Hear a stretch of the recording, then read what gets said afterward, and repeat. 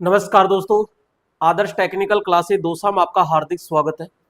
कैसे हो दोस्तों? आशा करता हूँ सभी ठीक होंगे, सभी मस्त होंगे और जल्दी से सभी इस लाइव सेशन में जुड़ जाइए दोस्तों। जी, जल्दी से आप इस लाइव सेशन में जुड़ जाइए और अपने सभी दोस्तों को इस सेशन को जल्दी से स्टार्ट कर दीजिए। जल्दी से स्टार्ट कर दीजिए। ऑडियो और वीडियो दोनों क्लियर आ रही है तो कमेंट में यस लिख दीजिए जल्दी से। ऑडियो और वीडियो अगर क्लियर आ रही है तो कमेंट में यस लिख दीजिए। मुकेश सिंह शेखावत, तेजकरण, राधे राधे भाई, सभी को राधे राधे। जल्दी से जुड़ जाइए और अपने सभी दोस्तों को जल्दी से शेयर कर दीजिए। जी, जल्दी से अपने सभी दोस्तों को सेशन को शेयर कर दीजिए ताकि इस सेशन को स्टार्ट कर सके जल्दी से,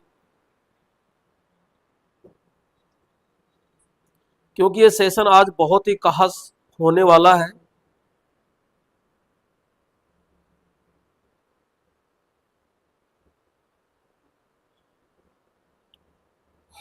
जल्दी से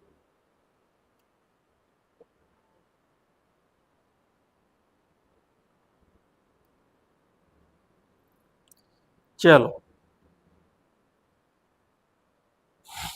आइए दोस्तों, यहां पे आज का पहला प्रश्न अपन लेते हैं और पहला प्रश्न देखिएगा यहां पे, क्योंकि आपको पता है कि यहां पर आज पेपर नंबर 7, पेपर नंबर कौन सा हो रहा है? 7। यहां पे पेपर नंबर 7वां हो रहा है और पूरा का पूरा जो पेपर है आपका ये शिफ्ट फर्स्ट है। 25/8/2018 का दोस्तों पेपर है ये। जी हाँ, 25/8/2018 का पेपर है। पूरा का पूरा व्याख्या सहित इसका क्या करेंगे? सॉल्यूशन करेंगे। हर संडे प्रातः 8 बजे क्लास स्टार्ट हो जाती है। जी, जय माता दी, जय माता दी। अंकित शर्मा, बिल्कुल जल्द से जुड़ जाइए और ये लीजिएगा आज का पहला प्रश्न। दोस्तों जस्ट जैसे ही मैंने स्टूडियो ओपन किया, यानी यहां पे लाइव क्लास स्टार्ट हुई, वैसे ही लाइट चली गई। सिस्टम इन्वर्टर से है, ऊपर की जो रोशनी है, लाइटें है, उसका कनेक्शन डायरेक्ट यानी मीटर से था, इन्वर्टर से नहीं था, क्योंकि वो बहुत ज्यादा पावर लेती है। डिजिटल बोर्ड और केवल 2 लाइट ही है जो इन्वर्टर से है। तो कितनी देर चलेगी, कितनी देर नहीं चलेगी, बने रहिएगा। और कितनी देर बाद लाइट आती है तो मेरी शक्ल पे मत जाना, हो सकता है थोड़ी सी काली आ रही होगी बिल्कुल। और यहां पे आपको बिल्कुल क्लियर दिखाई दे रहा होगा, तो यहां पे आइएगा। क्वेश्चन नंबर पहला, एक सिंक्रोनस मोटर अनिवार्य रूप से खालिस्तान वाली मोटर होती है, नियत चाल वाली होती है, अग्रणीय शक्ति गुणांक होती है, एकक शक्ति गुणांक होती है, विलंबित शक्ति गुणांक है और भिन्न चाल है। दोस्तों सबसे पहले यहाँ पे सिंक्रोनस मोटर के बारे में अगर थोड़ी सी चर्चा करते हैं तो इसको हम कहते हैं तुल्यकालिक। इसे तुल्यकालिक मोटर भी कहते हैं, इसे मेरे दोस्तों तुल्यांकी मोटर भी कहते हैं। नेक्स्ट इसको, इसके जो आप यानी कि जो घूमने वाला भाग है, इस पे हम क्या देते हैं? डीसी। और इसका जो स्थिर भाग होता है स्टेटर, इसको मेरे दोस्तों हम क्या देते हैं? एसी देते हैं। यहां एसी देते हैं और यहां पे डीसी देते हैं। दोनों जगह ये उत्तेजित होती है, इसलिए इसको डबल एक्साइटेड कहते हैं। डबल एक्साइटेड, डबल एक्साइटेड यानी दोहरा उत्तेजन मोटर के नाम से भी इसको जाना जाता है। दोस्तों ध्यान रखना, ये जो हमारी मोटर होती है ना, इसके अंदर जो रोटर है, ये जब ये घूमता है तो इसकी गति को कहते हैं एनआर। और ये जो स्टेटर है, इसमें हमारा चुंबकीय फ्लक्स घूमता है और ये घूमता है तो इसको कहते हैं एनएस। तो ये दोनों जो गति है, ये दोनों गति क्या होती है? बिल्कुल बराबर होती है। यानी कि इसकी जो गति होती है ना, चाल होती है, वो एन एस बराबर क्या होती है? एन आर होती है। यानी बिल्कुल क्या होती है मेरे दोस्तों? नियत गति होती है। जो तुल्यकालिक मोटर का पावर फैक्टर होती है, तो ये सामान्यतः तो मेरे दोस्तों एकक या इकाई पावर फैक्टर पर आप कह सकते हो कि इकाई पावर फैक्टर पर कार्य करती है। लेकिन ध्यान रखना, ये पश्चगामी पावर फैक्टर पे भी काम करती है और अग्रगामी अग्रगामी पावर फैक्टर पे भी काम करती है, यानी तीनों पावर फैक्टर पर क्या करेगी दोस्तों, ये कार्य करती है। जी हाँ मेरे दोस्तों, तो यहां पे अब आपसे पूछ रहा है कौन सा है, तो हम कहेंगे भैया नियत चाल। लेकिन अग्रणी शक्ति यानी अग्रगामी पे भी ये काम करती है, एकक शक्ति गुणांक इस पे भी काम करती है, और विलंब शक्ति गुणांक यानी कि पश्चय शक्ति गुणांक पे भी काम करती है। विभिन्न चाल पर दोस्तों काम नहीं करती है। तो अनिवार्य रूप से, क्योंकि इसने क्या बोल दिया, अनिवार्य, भाई होने को तो ये भी सही है, ये भी सही है, ये भी सही है, ठीक है, और ये भी सही है, यानी चारों ऑप्शन सही है, एक आपका पांचवा ऑप्शन गलत है इस मोटर के। लेकिन उसने क्या कह दिया, अनिवार्य रूप से, तो भैया अनिवार्य रूप से तो क्या हो जाएगा, इसमें ए ऑप्शन आपका राइट हो जाएगा। बिल्कुल बिल्कुल ठीक है। तो यहां पे बिल्कुल कमेंट को तो आपने बहुत अच्छे से सजा दिया है जी। तो इसमें पहला ऑप्शन आपका ए ऑप्शन क्या हो जाएगा, बिल्कुल राइट हो जाएगा जी। परजेंट आते ही लगा दिया करो ना, परजेंट तो आप तुरंत लगा दिया करो, क्लास के अंदर अंगूठा दबाकर परजेंट लगा दिया करो। हाँ जी, 2 नंबर, एलिवेटर्स के लिए किस प्रकार की मोटर का उपयोग किया जाता है, सिंक्रोनस मोटर का, इंडक्शन मोटर का, डीसी शंट मोटर का, स्टेपर मोटर का, और इन सब। एलिवेटर होता क्या है, अरे सीधी सी भाषा में ऐसे समझ लो, अपन किसी रेलवे जंक्शन पे जाते हैं तो वहां स्वचालित सीढ़ियां होती है, ठीक है, एस्केलेटर, तो वही एक प्रकार का क्या होता है दोस्तों, एलिवेटर होता है। तो वहां पे कौन सी मोटर प्रयोग की जाती है, तो वहां पे इसके लिए हम प्रयोग करते हैं मेरे दोस्तों प्रेरण मोटर। कौन सी मोटर होती है, प्रेरण मोटर होती है। सिंक्रोनस मोटर जो होती है बिल्कुल नियत गति के लिए प्रयोग करते हैं, ये भी मेरे दोस्तों नियत गति के लिए प्रयोग होती है संट, लेकिन ये निम्न लोड के लिए होती है, यानी ये कम बाहर के लिए हम प्रयोग करते हैं। स्टेपर मोटर जो होती है ये बिल्कुल स्टेप के कारण चलती है, यानी कि ये फिक्स एंगल पर कार्य करती है, इसकी स्टॉपिंग है, इसकी स्टार्टिंग है, ये बहुत ही बेस्ट होती है स्टेपर मोटर की। और इस मोटर को ध्यान रखना, इसको पॉलीफेज, जी हाँ मेरे दोस्तों, इसको पॉलीफेज मोटर कहते हैं, और ये सेल्फ स्टार्ट मोटर होती है, ये ब्रशलेस मोटर होती है। तो यहां पे ये दो तो होगा नहीं, तीसरा भी नहीं होगा, नियत गति तो है, और सिंक्रोनस नियत गति है, और एलिवेटर यानी इंडक्शन, मैंने कहा कि प्रेरण मोटर यानी इंडक्शन मोटर का बोलो क्या करेंगे यहाँ पे हम दोस्तों प्रयोग करेंगे। तो राइट ऑप्शन बोलो क्या हो जाएगा यहाँ पे, बी ऑप्शन होने वाला है। अरे इतने कैंडिडेट लाइव देख रहे हो, लेकिन लाइक का भाई साहब आप खुद देख लीजिए लाइक कितने आ रहे हैं। जी हाँ, ठीक है ना जी। आइए, चलिए आइए, अगला प्रश्न आ चुका है 3 नंबर। वह विद्युत आपूर्ति जिसकी आउटपुट वोल्टता इनपुट वोल्टता में या आउटपुट लोड धारा में परिवर्तन के साथ परिवर्तित होती है तो क्या कहलाती है।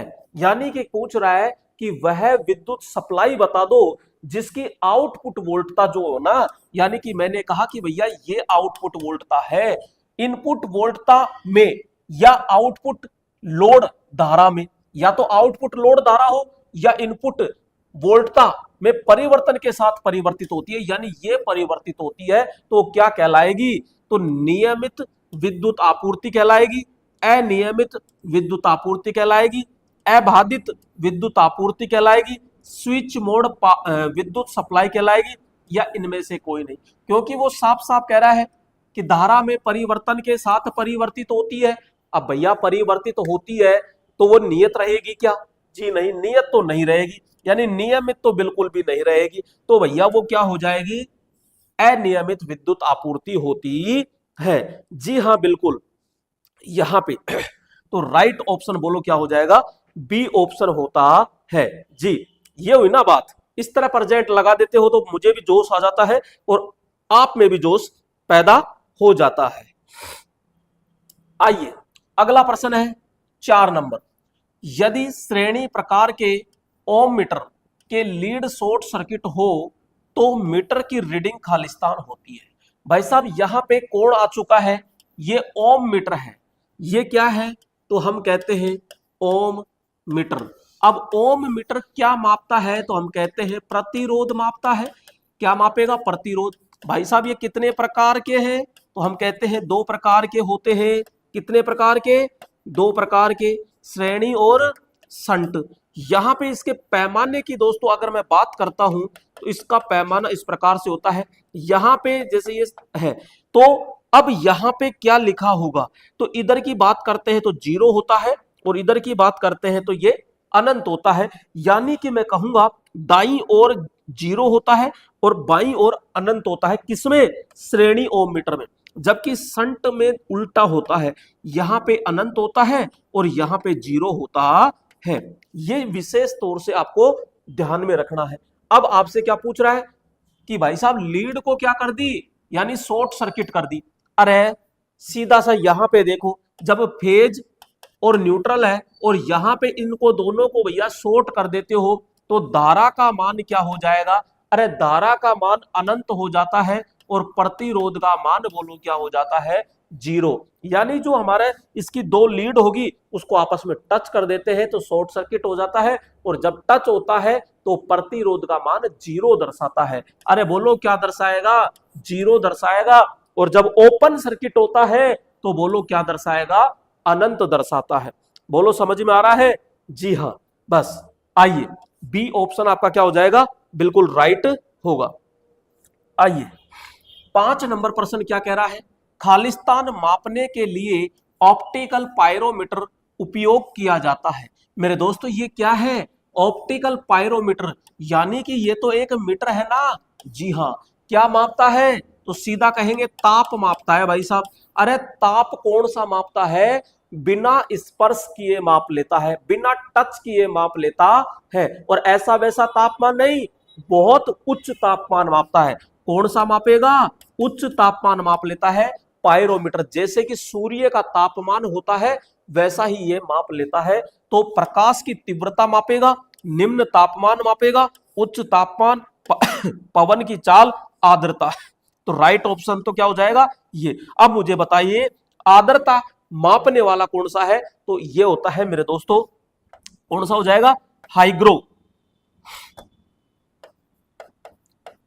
हाइग्रो हाइग्रोमीटर होता है। और पवन की चाल कौन मापता है? एनीमोमीटर। कौन सा? एनीमोमीटर। तो ये चीज थोड़ा सा ध्यान रखिएगा, ठीक है जी। तो राइट ऑप्शन क्या हो जाएगा इसमें? सी ऑप्शन होगा। आइए भाई, आपको क्लियर दिखाई तो दे रहा है ना?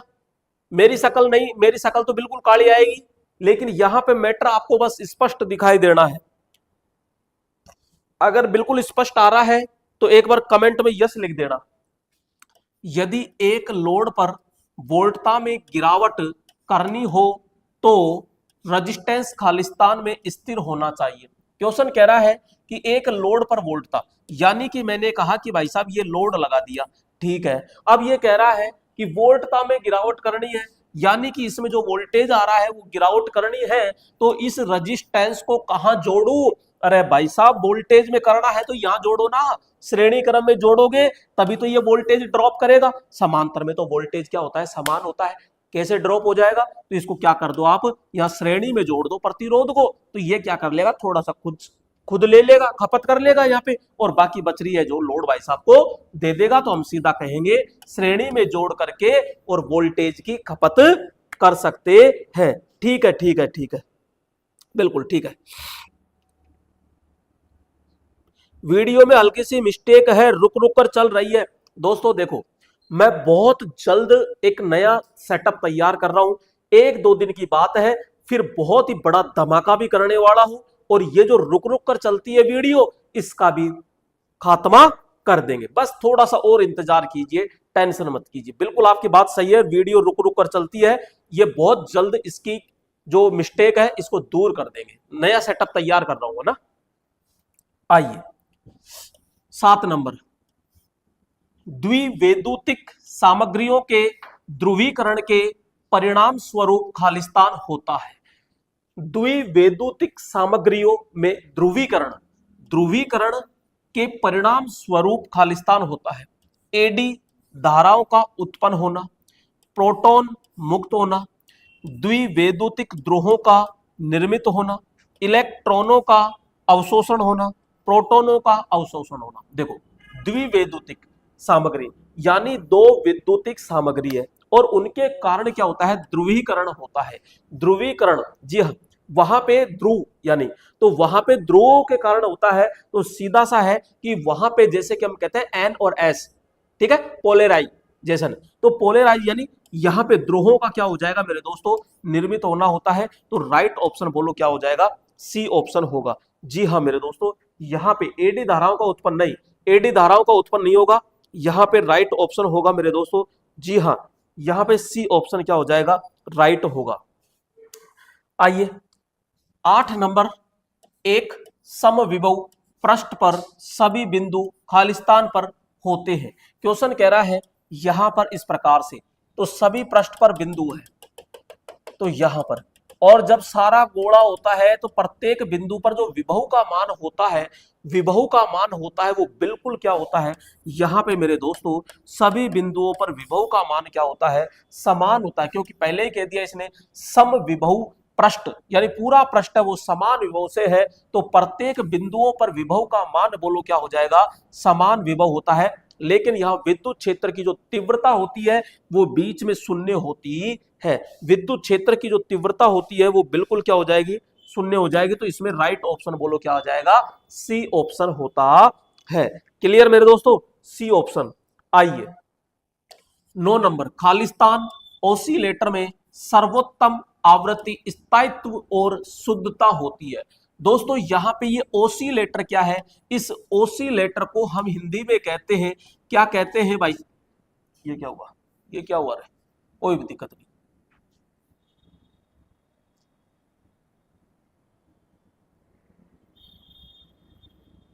हाँ जी, तो यहां पे हम बात कर रहे हैं ओसिलेटर। ओसिलेटर को बोलो हम क्या कहते हैं, दोलित्र, दोलित्र कहते हैं।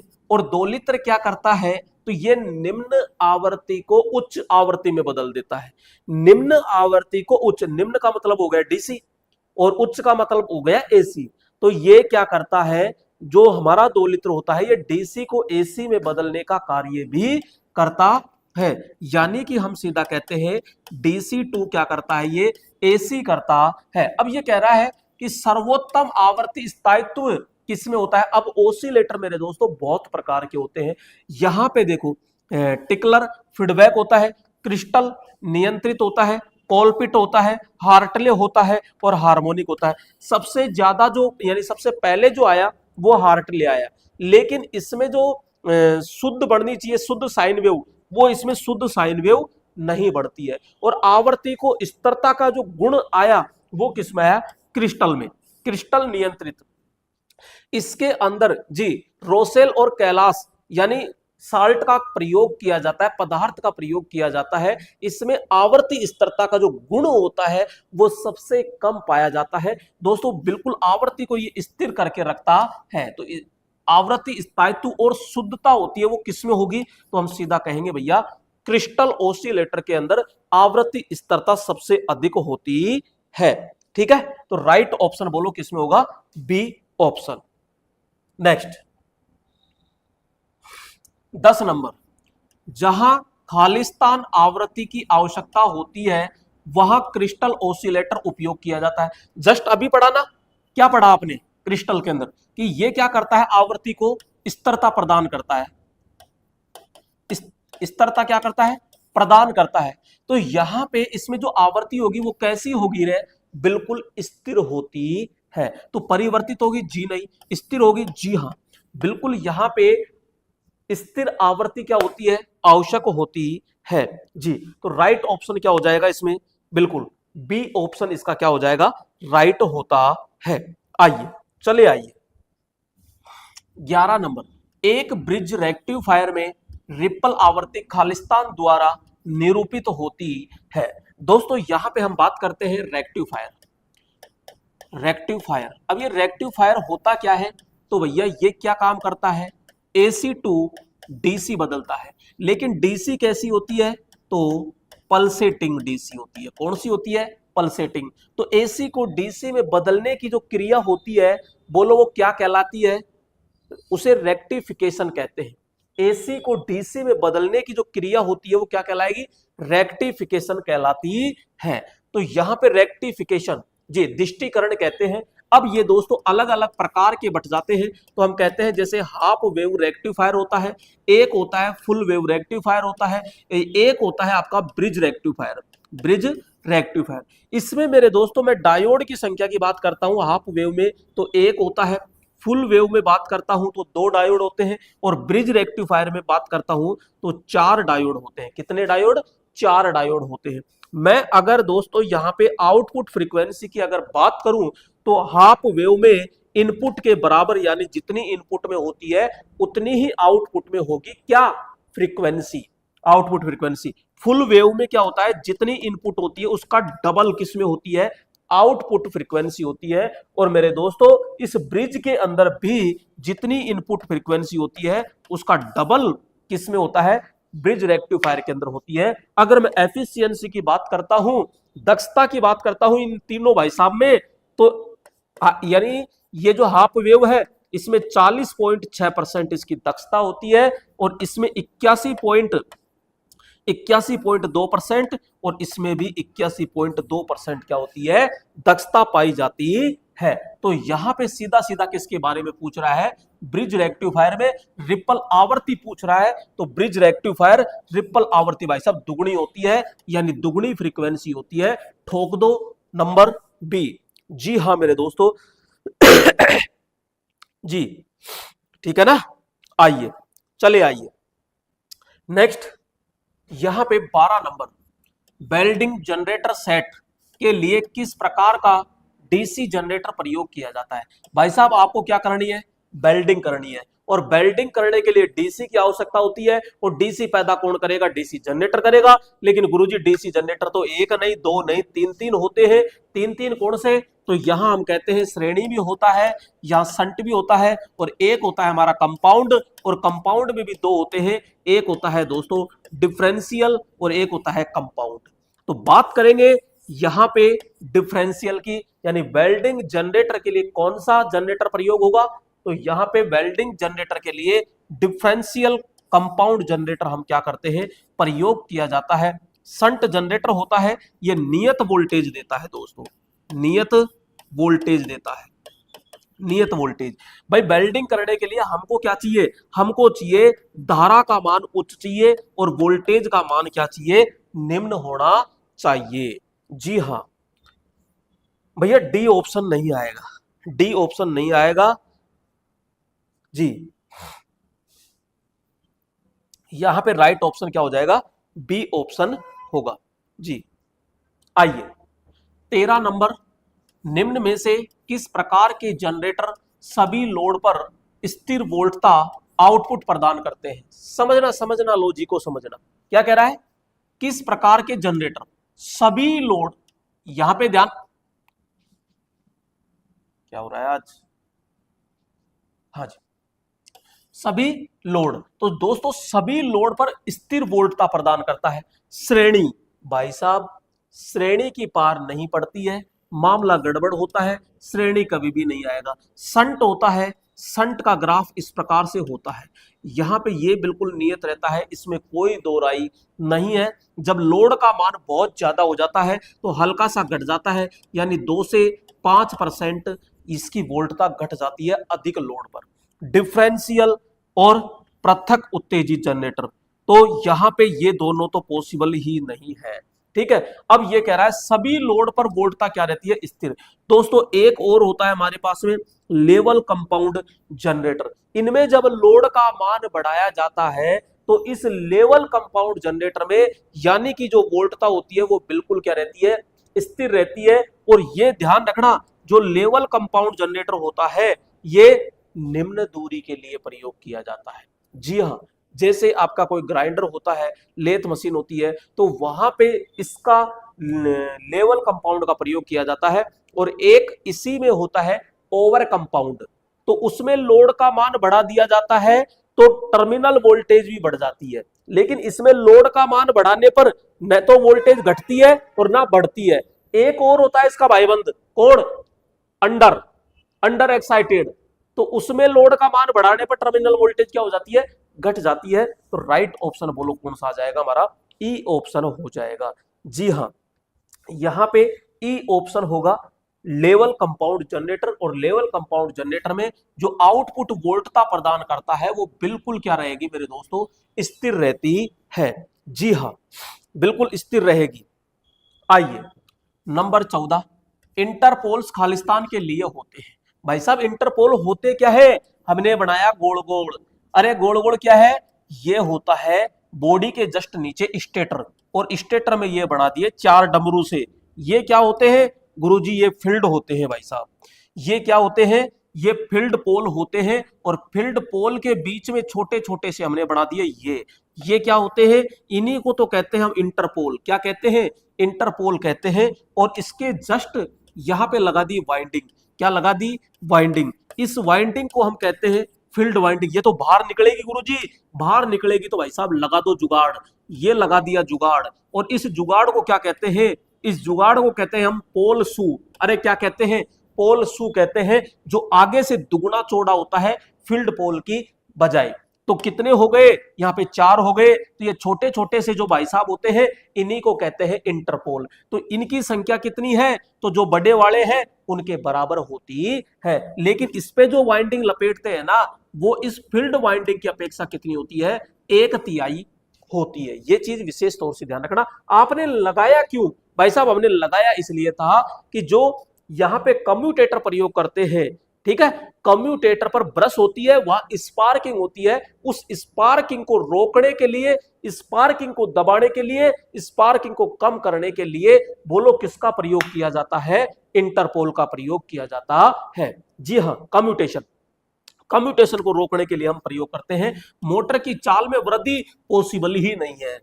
यहां पे प्रति विद्युत वाहक बल वृद्धि करते, जी नहीं भाई साहब। मुख्य फील्ड में प्रबलता कम करना, यह भी पॉसिबल नहीं है। कम्यूटेटर पर स्पार्किंग को कम करने के लिए, अरे यही तो पढ़ रहे हैं हम बार बार कि स्पार्किंग को कम करने, क्योंकि ये अतिरिक्त धारा को क्या कर लेगा, वहन कर लेता है। अब इसकी ध्रुवता कैसी होती है, तो दोस्तों जनरेटर, ये तो है आर्मेचर। अगर जनरेटर है तो जनरेटर में जस्ट आगे वाला, यानी आर्मेचर जिस दिशा में घूम रहा है उसी दिशा में आगे वाला जो मैन पोल होता है उसी के समान इसकी ध्रुवता पाई जाती है। जबकि यहां पे हम ये भी देखते हैं, मोटर होता है तो मोटर में आर्मेचर के जस्ट विपरीत वाला, यानी आर्मेचर घूम रहा है इधर है तो आप विपरीत वाला मोटर के अंदर जो मैन पोल होता है उसके समान होती है ध्रुवता। ठीक है जी, आइए नेक्स्ट 15 नंबर, प्रोटॉन को अन्य प्रोटॉन के निकट लाया जाने पर क्या होगा। भाई साहब एक प्रोटॉन, 2 प्रोटॉन, ये 2 प्रोटॉन हो गए और दोनों बराबर में ला रहे हैं तो क्या होगा रे, अरे गतिज ऊर्जा में वृद्धि होगी, स्थितिज ऊर्जा में वृद्धि होगी, स्थितिज ऊर्जा में कमी होगी, गतिज ऊर्जा में कमी होगी। ए और बी दोनों, भाई साहब ए बी का मतलब है कि यहाँ पे गतिज ऊर्जा में वृद्धि और स्थितिज ऊर्जा में वृद्धि दोनों में एक साथ कैसे हो जाएगा, इसलिए मैंने इसको काट दिया। स्थितिज ऊर्जा में कमी और यहाँ पे गतिज ऊर्जा में कमी, कमी का रोल ही नहीं है। तो यहाँ पे हम कहेंगे प्रोटॉन, प्रोटॉन प्रोटॉन गति करता है क्या, प्रोटॉन इलेक्ट्रॉन जैसे होता है भाई, 2 प्रोटॉन को अन्य प्रोटॉन को अन्य प्रोटॉन के निकट लाया जाता है तो क्या हो जाएगा जी, क्या हो जाएगा। तो यहां पे हम कहते हैं स्थितिज ऊर्जा में वृद्धि होती है और एक होता है गतिज ऊर्जा में वृद्धि होती है। तो राइट ऑप्शन हमारा हो जाएगा यहाँ पे बी। जी बिल्कुल वृद्धि होगी, लेकिन वृद्धि भी तो 2 जगह ना, तो स्थितिज वृद्धि होती है, क्योंकि प्रोटॉन तो एक जगह होता है तो स्थितिज ऊर्जा में क्या हो जाएगी दोस्तों, वृद्धि होती है। 16 नंबर, डीसी मोटर के लिए निम्न में से कौन सा घटक आवश्यक होता है। डीसी मोटर के लिए निम्न में से कौन सा घटक आवश्यक होता है। डीसी मोटर है, डीसी मोटर के लिए कौन सा घटक आवश्यक होता है। अब दोस्तों डीसी मोटर है, यहां पे हम कहते हैं ये लो, ये तो इसका स्टेटर हो गया, स्टेटर में दोस्तों क्या हो गए, पोल हो गए, इसके बीच में आर्मेचर हो गया, आर्मेचर पे कम्यूटेटर लगा होता है, आर्मेचर भी होता है कम्यूटेटर भी होता है। वाइंडिंग का प्रकार है तो भैया वाइंडिंग तो करेंगे ही करेंगे, इसमें तो कोई शक ही नहीं है। और कम्यूटेटर लग रहा है तो ब्रश भी होगी। क्या स्लिप रिंग होती है क्या, जी नहीं। यहां पे पूछ रहा है डीसी मोटर के लिए कौन सा घटक आवश्यक है। अब देखो इसमें आना चाहिए कौन सा घटक आवश्यक नहीं है, तो ये स्लिप रिंग है। यहां पे क्या करेंगे, स्लिप रिंग, क्योंकि डीसी मोटर के लिए निम्न में से कौन सा घटक आवश्यक है। भैया आर्मेचर भी जरूरी है, कम्यूटेटर भी जरूरी है, वाइंडिंग भी जरूरी है और ब्रश भी जरूरी है, ठीक है। लेकिन उसने पूछ लिया तो पूछ लिया, अब क्या करे, तो भैया पहली प्राथमिकता आपको देनी है, क्योंकि मोटर की जगह वो एसी भी तो लगा सकता है। अब एसी मोटर में तो कम्यूटेटर नहीं आएगा ना, जी हाँ। तो यहां पे इसके अकॉर्डिंग हमको लेना है राइट ऑप्शन, बोलो क्या। तो यहां पे हम कह रहे हैं, वो कह रहा है आवश्यक है, और चीजें तो और में भी तो मिल सकती है, तो यहां कम्यूटेटर आपका राइट हो जाएगा। जी हाँ, कम्यूटेटर किसका बना होता है, तो ध्यान रखना, कठोर कर्षित तांबा का बना होता है, जबकि स्लिप रिंग किसकी बनी होती है, तो यहां पे फास्फोरस ब्रोंज की क्या होती है, बनी होती है। जी आइए अगला प्रश्न लीजिएगा, 17 नंबर। डीसी श्रेणी मोटर को एसी आपूर्ति से जोड़े जाने पर क्या होगा। भाई साहब ये आपकी डीसी श्रेणी मोटर है, यहां पे ये क्या है, डीसी श्रेणी मोटर है। अब ये कह रहा है डीसी की बजाय एसी से जोड़ दो। भाई साहब एसी के अंदर पावर ज्यादा है, तो इधर आई, यहां पे क्या लग रही है, ये ब्रश लग रही है। अब ब्रश लग रही है तो यहां पे बोलो स्पार्किंग होगी कि नहीं होगी, स्पार्किंग होगी कि नहीं होगी, तो हम कहते हैं कि भाई साहब जबरदस्त स्पार्किंग होगी, चलेगी, ये रुक जाएगी। भाई साहब रुकेगी क्यों, कोई दिक्कत ही नहीं है, क्योंकि यहाँ भी मैग्नेट बन रहा है, यहाँ भी मैग्नेट बन रहा है, आराम से दोनों मैग्नेट में विरोध हो रहा है, तो टॉर्क बन रहा है, टॉर्क हो रहा है तो घूम रहा है हमारा, कोई दिक्कत नहीं है। लेकिन यहां पे रुकेगी नहीं, ये मोटर जल सकती है, कंडीशन पे डिपेंड करता है जलेगी कि नहीं जलेगी। वैसे प्राथमिकता यह है कि जलेगी नहीं, यह बिना किसी समस्या के चलेगी, यह ब्रशों पर स्पार्क होगा, यह विपरीत दिशा में नहीं चलेगी, और यह बिना किसी समस्या के चलेगी, ऐसा पॉसिबल ही नहीं है। तो हम कहेंगे इसमें ब्रशों पर क्या हो जाएगी, स्पार्किंग हो जाएगी। क्या हो जाएगी, स्पार्किंग। अरे जलेगी नहीं भैया, स्पार्किंग होती है ना।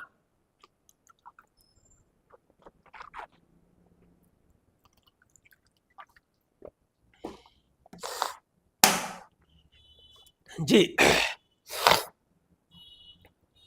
आइए 18 नंबर, स्टेटर चुंबकीय क्षेत्र की गति और रोटर की गति के बीच का अंतर क्या कहलाया। क्वेश्चन पूछ रहा है, ये स्टेटर है, स्टेटर में आपने वाइंडिंग कर दी, ठीक है, इसे सप्लाई दे दी, इसमें चुंबकीय फ्लक्स घूमेगा नहीं चलेगा, तो हम कह रहे हैं भाई साहब ये चल गया धड़ाधड़ चल गया, और इसको क्या कहते हैं, सिंक्रोनस स्पीड कहते हैं। इसको क्या कहेंगे, सिंक्रोनस स्पीड कहेंगे, ठीक है गुरुजी कोई बात नहीं। और इसके बीच में भाई साहब ये छोटा छोटा सा गोल गोल घूमने वाला भाग है, जिसको अपन क्या कहते हैं, रोटर। और रोटर चलेगा कि नहीं चलेगा, गुरुजी घूमेगा दत्ता के, और ये हो गया रोटर गति। अब यही तो पूछ रहा है कि दोनों के बीच के अंतर, यानी सिंक्रोनस गति और इधर है रोटर गति, और दोनों का जो अंतर होता है इसे हम क्या कहते हैं मेरे दोस्तों, इसे हम कहते हैं स्लिप। क्या कहते हैं हम, इसे स्लिप कहा जाता है। अरे क्या कहते हैं इसको, इसे हम स्लिप के नाम से जाना जाता है। जी हाँ, अब यहां पे ध्यान से देखना, यहां पे स्लिप इस तरह है, अगर यहां पे सिंक्रोनस गति ज्यादा है और रोटर गति दोस्तों कम है, तो यहां पे मशीन कौन सी बनेगी, तो हम कहेंगे प्रेरण मोटर होती है। सिंक्रोनस गति अगर दोस्तों कम है और रोटर गति ज्यादा है, तो मशीन यहां पे कौन है, अल्टरनेटर, ठीक है। और सिंक्रोनस गति बराबर है किसके, रोटर गति के, तो मोटर कौन सी है, सिंक्रोनस। कौन सी है, सिंक्रोनस। तो इस प्रकार से थोड़ा सा अपन को ध्यान देना है, तो सी ऑप्शन बोलो राइट हो जाएगा। सर थोड़ा डिटेल में मत बताओ, प्लीज थोड़ा फास्ट करो। अब भाई क्या किया जाए, एक बंदा कह रहा है डिटेल में बताओ, एक बंदा कह रहा है डिटेल में बताओ, एक कह रहा है मत बताओ। अब सर की गरे खराब है, करे तो क्या करें। डबल केज इंडक्शन मोटर में दो रोटर केज खालिस्तान में होते हैं। भैया क्या कह रहा है, double cage induction. Double cage का मतलब हो गया, ये बीचों बीच में शाफ्ट है, ये रोटर लगा दिया और इसमें छड़े लगा दिए ये लोग। और अब कह रहा है कि ये तो सिंगल केज है, एक और पिंजरा लगा दो इसके ऊपर। हाँ जी, लगा दिया। अब क्या कह रहा है कि दो रोटर केज खालिस्तान में बने होते हैं। तो भाई साहब ये देखो, हरी वाली लाइन और ये नीली वाली लाइन दोनों आपस में कैसे है, तो ये दोनों तो आपस में क्या है, समांतर में होती है। इस हरे वाले को बाहर से लगा है तो बाहरी पिंजरा, इसका प्रतिरोध क्या होता है, ज्यादा होता है, और अंदर वाले पिंजरे का जो प्रतिरोध होता है वो कम होता है, क्योंकि वो तांबे का बना होता है, और बाहरी जो पिंजरा होता है वो एल्यूमिनियम या पीतल का बना होता है। तो ये उच्च टॉर्क के लिए प्रयोग किया जाता है, और सीधा सीधा किस में जोड़ देंगे, सी, जी हां, समांतर में जोड़ दिया जाता है। ठीक है, आगे चलिएगा। 20 नंबर, इंडक्शन मोटर में एयर गैप का समय बढ़ाने का प्रभाव खालिस्तान को बढ़ा देता है। भाई साहब ये कह रहा है ऐसे, ये स्टेटर है और ये रोटर है, इस दोनों के बीच का जो गैप होता है इसको बोलो हम क्या कहते हैं, इसको हम कहते हैं एयर गैप कहते हैं। तो पावर फैक्टर बढ़ता है, रफ्तार बढ़ता है, चुंबकीय करंट बढ़ता है, एयर गैप फ्लक्स बढ़ता है, तीव्रता। तो गैप बढ़ाने का जो प्रभाव होता है वो किसे बढ़ाएगा, चुंबकीय करंट को बढ़ाता है।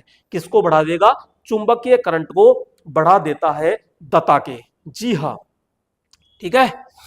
आइए अगला क्वेश्चन है 21 नंबर, और 21 नंबर है तो कॉपर सबसे आमतौर पर इस्तेमाल करने वाला कंडक्टर, अरे भाई साहब कंडक्टर को हम कहते हैं सीधी सी भाषा में चालक, और इसी को कहते हैं हम सुचालक। क्या कहते हैं, सुचालक। ये ध्यान रखना भैया, क्योंकि क्या होता है, कॉपर जो होता है विद्युत का अच्छा चालक है, लेकिन सबसे अच्छा नहीं, सबसे अच्छा नहीं, क्योंकि सबसे अच्छा तो चांदी है, इसमें उच्च चालकता होती है। बिल्कुल सही बात है, उच्च चालकता होती है। इसी कारण घरों के अंदर वायरिंग के लिए जो हम प्रयोग करते हैं वो सबसे ज्यादा कौन से प्रयोग करते हैं, यहां पे तांबा प्रयोग करते हैं। इससे फाइन वायर बनाया जा सकता है। यह सिल्वर से सस्ता होता है, बिल्कुल सही बात है।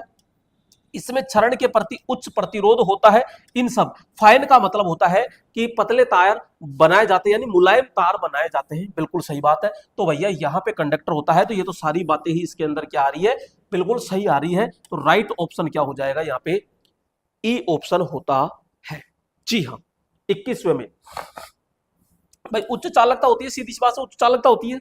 यह इससे फाइन वायर बनाया जा सकता है, और ये सिल्वर से सस्ता होता है, यानी चांदी से सस्ता होता है, सही बात है। तो इसमें राइट ऑप्शन क्या हो जाएगी, सर सुबह की राम राम, बिल्कुल भैया राम राम राम राम, सभी को राम राम, है ना। हाँ जी, 22 नंबर, पूरी तरह से चार्ज लेड एसिड बैटरी का टर्मिनल वोल्टेज क्या होगा। भाई साहब पूरी तरीके से आपकी जो लेड एसिड बैटरी है पूरी तरीके से चार्ज है, और जब पूर्ण चार्ज होती है तो वहां पे जो टर्मिनल वोल्टेज होता है वो कितना होता है, 2.15 से लेकर के 2.20 वोल्टेज होता है। और जब वो अर्ध चार्ज होती है तो वहां से 2 वोल्टेज से लेकर के 2.15 तक होता है, और जब वो डिस्चार्ज होती है तो 1.18 से लेकर के 2 वोल्ट तक होता है। ठोक दो फटाफट, पूरी तरीके से चार्ज है तो 2.2, कितना, 2.2। जी हाँ तो यहां पे सी ऑप्शन क्या हो जाएगा, धड़ाके से सही। 23 नंबर, एक लेड एसिड बैटरी में ग्रे नहीं में यानी लेड एसिड बैटरी में खालिस्तान की वजह से सल्फेशन दोष होता है। भाई साहब जी हाँ, सीसा संचायक बैटरी है और उसमें 4 दोष होते हैं। पहला दोष जैसे कि आपने कहा सल्फेशन दोष, सल्फेशन।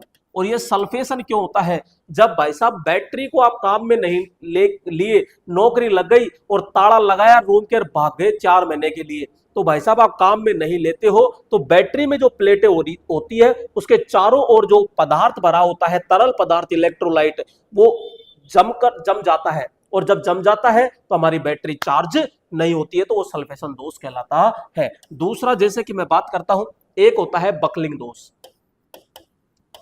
बकलिंग दोष। और बकलिंग दोष क्या होता है कि जब क्षमता से अधिक चार्ज करते हो या क्षमता से अधिक उसको डिस्चार्ज करते हो तो उसकी प्लेटें गर्म होकर के मुड़ जाती है। दोस्तों एक होता है आपके सेडिमेंटेशन दोष। क्या होता है, सेडिमेंटेशन दोष। जब उसके अंदर अशुद्ध पानी डालते हो तो उसकी पैंदे में, तली में अशुद्धियां इकट्ठी हो जाती है, प्लेटें शॉर्ट सर्किट हो जाती है। और लास्ट दोष होता है इसमें कोरोजन दोष होता है, जो बाहर टर्मिनल पर नमी होती है वो ऑक्सीजन से क्रिया करके और उस पर एक सफेद सी परत जमा हो जाती है। तो यहां पे हम कहेंगे सल्फेशन, सल्फेशन का मतलब होती है बैटरी को लंबे समय तक इस्तेमाल नहीं किया जाता है।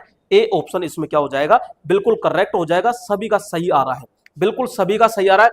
प्लीज दोस्तों आपसे हाथ जोड़ के निवेदन है कि आप इस वीडियो को ज्यादा से ज्यादा शेयर कर दीजिए, एक बार शेयर कर दीजिए बिल्कुल, क्योंकि आप लोगों के लिए हकीकत बता रहा हूं, ना यहाँ पंखा चल रहा है ना और कुछ है, लाइट गई हुई है, इन्वर्टर से केवल ये डिजिटल बोर्ड आपका चल रहा है और 2 लाइट है बस। इस गर्मी के अंदर मैं आप लोगों के लिए ये क्लास ले रहा हूं और आपको भी पता है क्लास लंबी होगी दोस्तों, तो आप इसे बिल्कुल जल्दी से शेयर कर दीजिए जी। आइए दोस्तों 24 नंबर, ठीक है।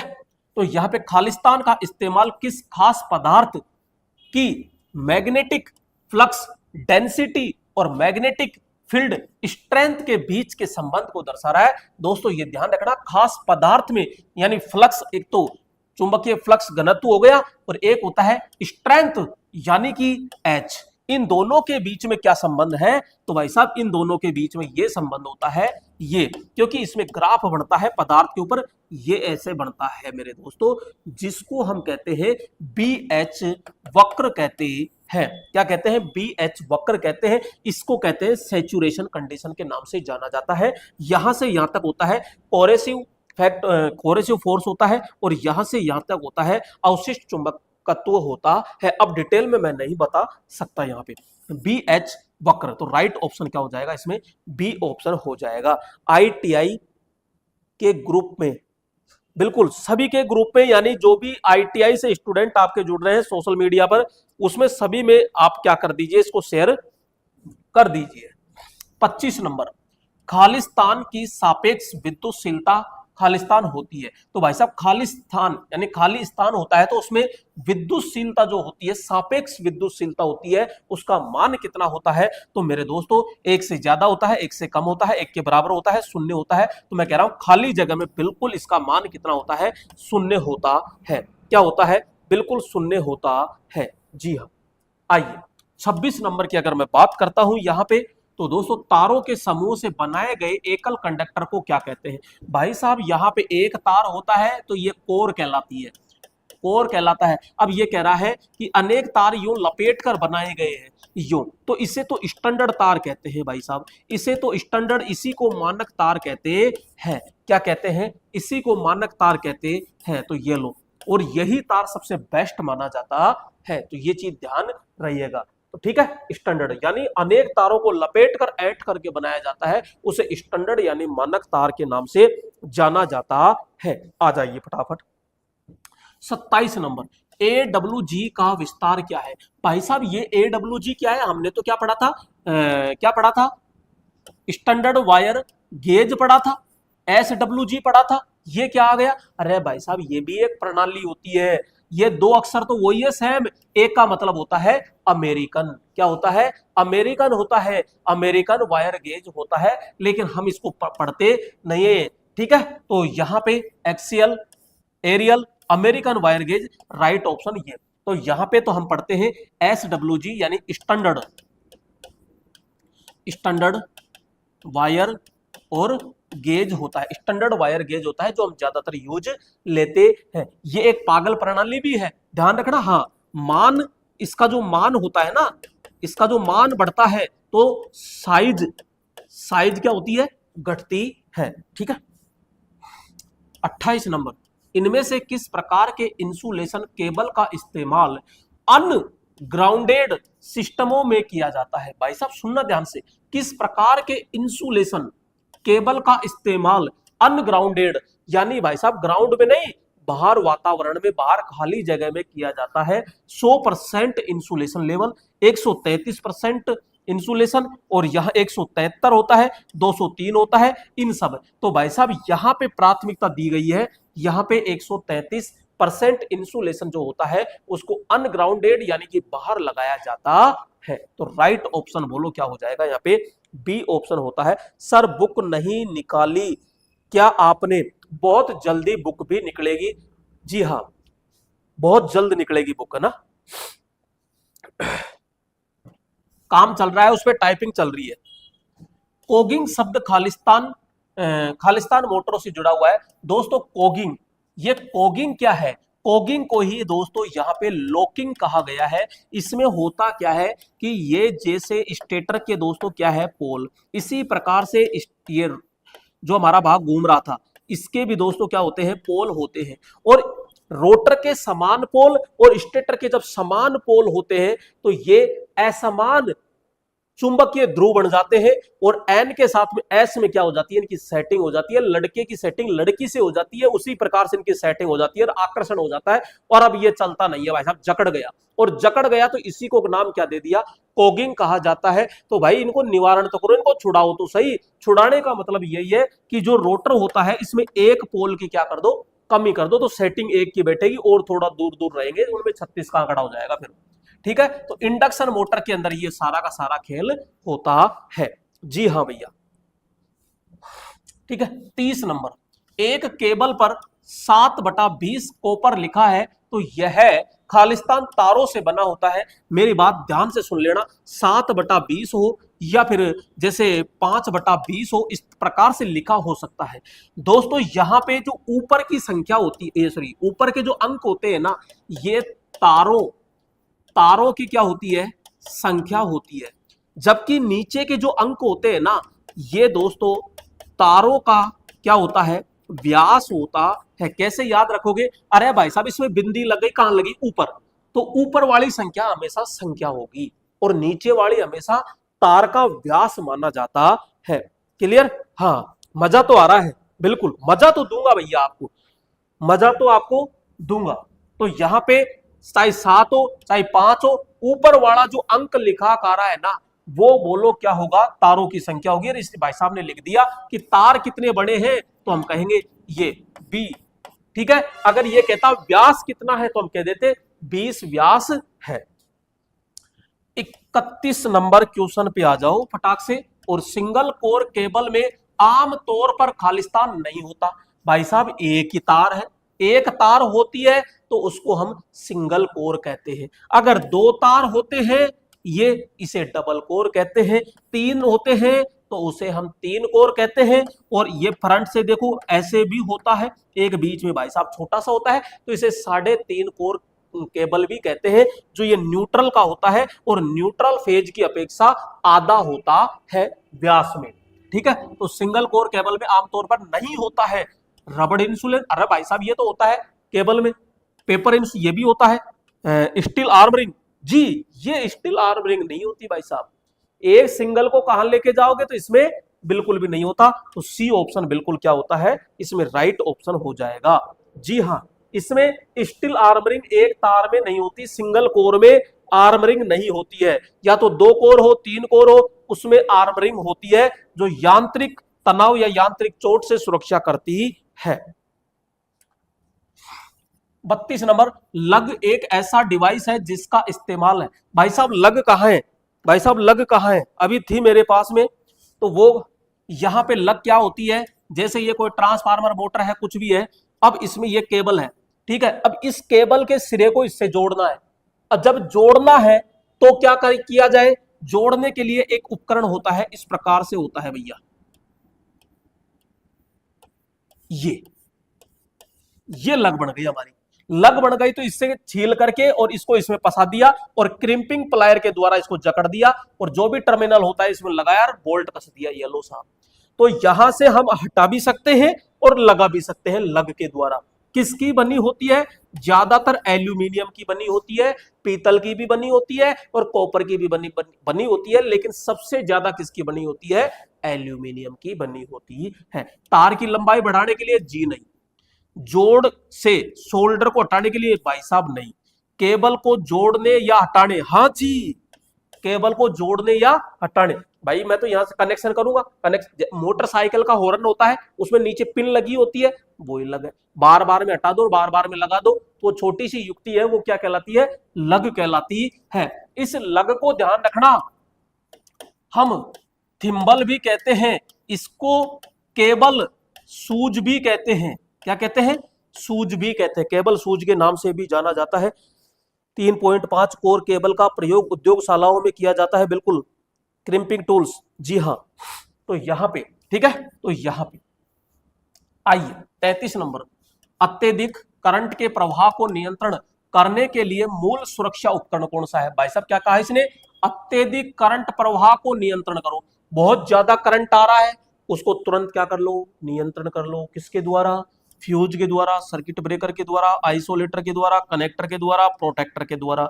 भाई साहब कनेक्टर जल जाएगा लेकिन कभी भी कम ज्यादा नहीं करेगा, आइसोलेटर जल जाएगा कभी भी कम ज्यादा नहीं करेगा, सर्किट ब्रेकर है, ये देखो सर्किट ब्रेकर शब्द की यानी कोई सा भी, कई प्रकार के होते हैं सर्किट ब्रेकर, ठीक है। सर्किट ब्रेकर हमेशा नो लोड पर, जैसे आइसोलेटर तो नो लोड पर काम करेगा। प्रोटेक्टर, प्रोटेक्टर नहीं होता है, प्रोटेक्टर तो एक प्रकार का चांदा सा हो जाता है, ठीक है। तो यहाँ पे फ्यूज क्या करता है? अपनी क्षमता से अधिक धारा आते ही क्या करता है? उसको तुरंत रोकता है, बस की नहीं होती है, पार नहीं पड़ती है तो परिपथ को तुरंत पिघला करके तोड़ देता है। तो राइट ऑप्शन बोलो क्या हो जाएगा यहाँ पे? ए ऑप्शन हो जाता है। अरे भाई नाम ही नीटू है, अरे नीतू कह दो, नीटू कह दो, कोई दिक्कत नहीं है ना जी। 34, सोल्डरिंग से पहले किसी केबल के जोड़ को साफ करने के लिए इनमें से कौन सी चीज का इस्तेमाल किया जाता है? भाई साहब यहां पे हम बात कर रहे हैं, देखो ध्यान से समझना, थोड़ा सा ध्यान से समझना। यहां पे ये हमारी सोल्डरिंग की आगे का जुगाड़ होता है और इसके ऊपर यहां पे क्या लगा होता है? ये हीटिंग एलिमेंट होता है, ये तो हीटिंग एलिमेंट होता है जो नाइक्रोम का बना होता है। इसे कहते हैं हम टिप, इसे तो कहते हैं टिप। और ये जो ये भाग है ये कहलाता है बिट। और ये किसका बना होता है? तो भाई साहब ये तांबे का बना होता है, क्योंकि तांबा विद्युत का चालक तो अच्छा है ही, लेकिन ऊष्मा का भी अच्छा चालक होता है। अब ये कह रहा है, क्या कह रहा है?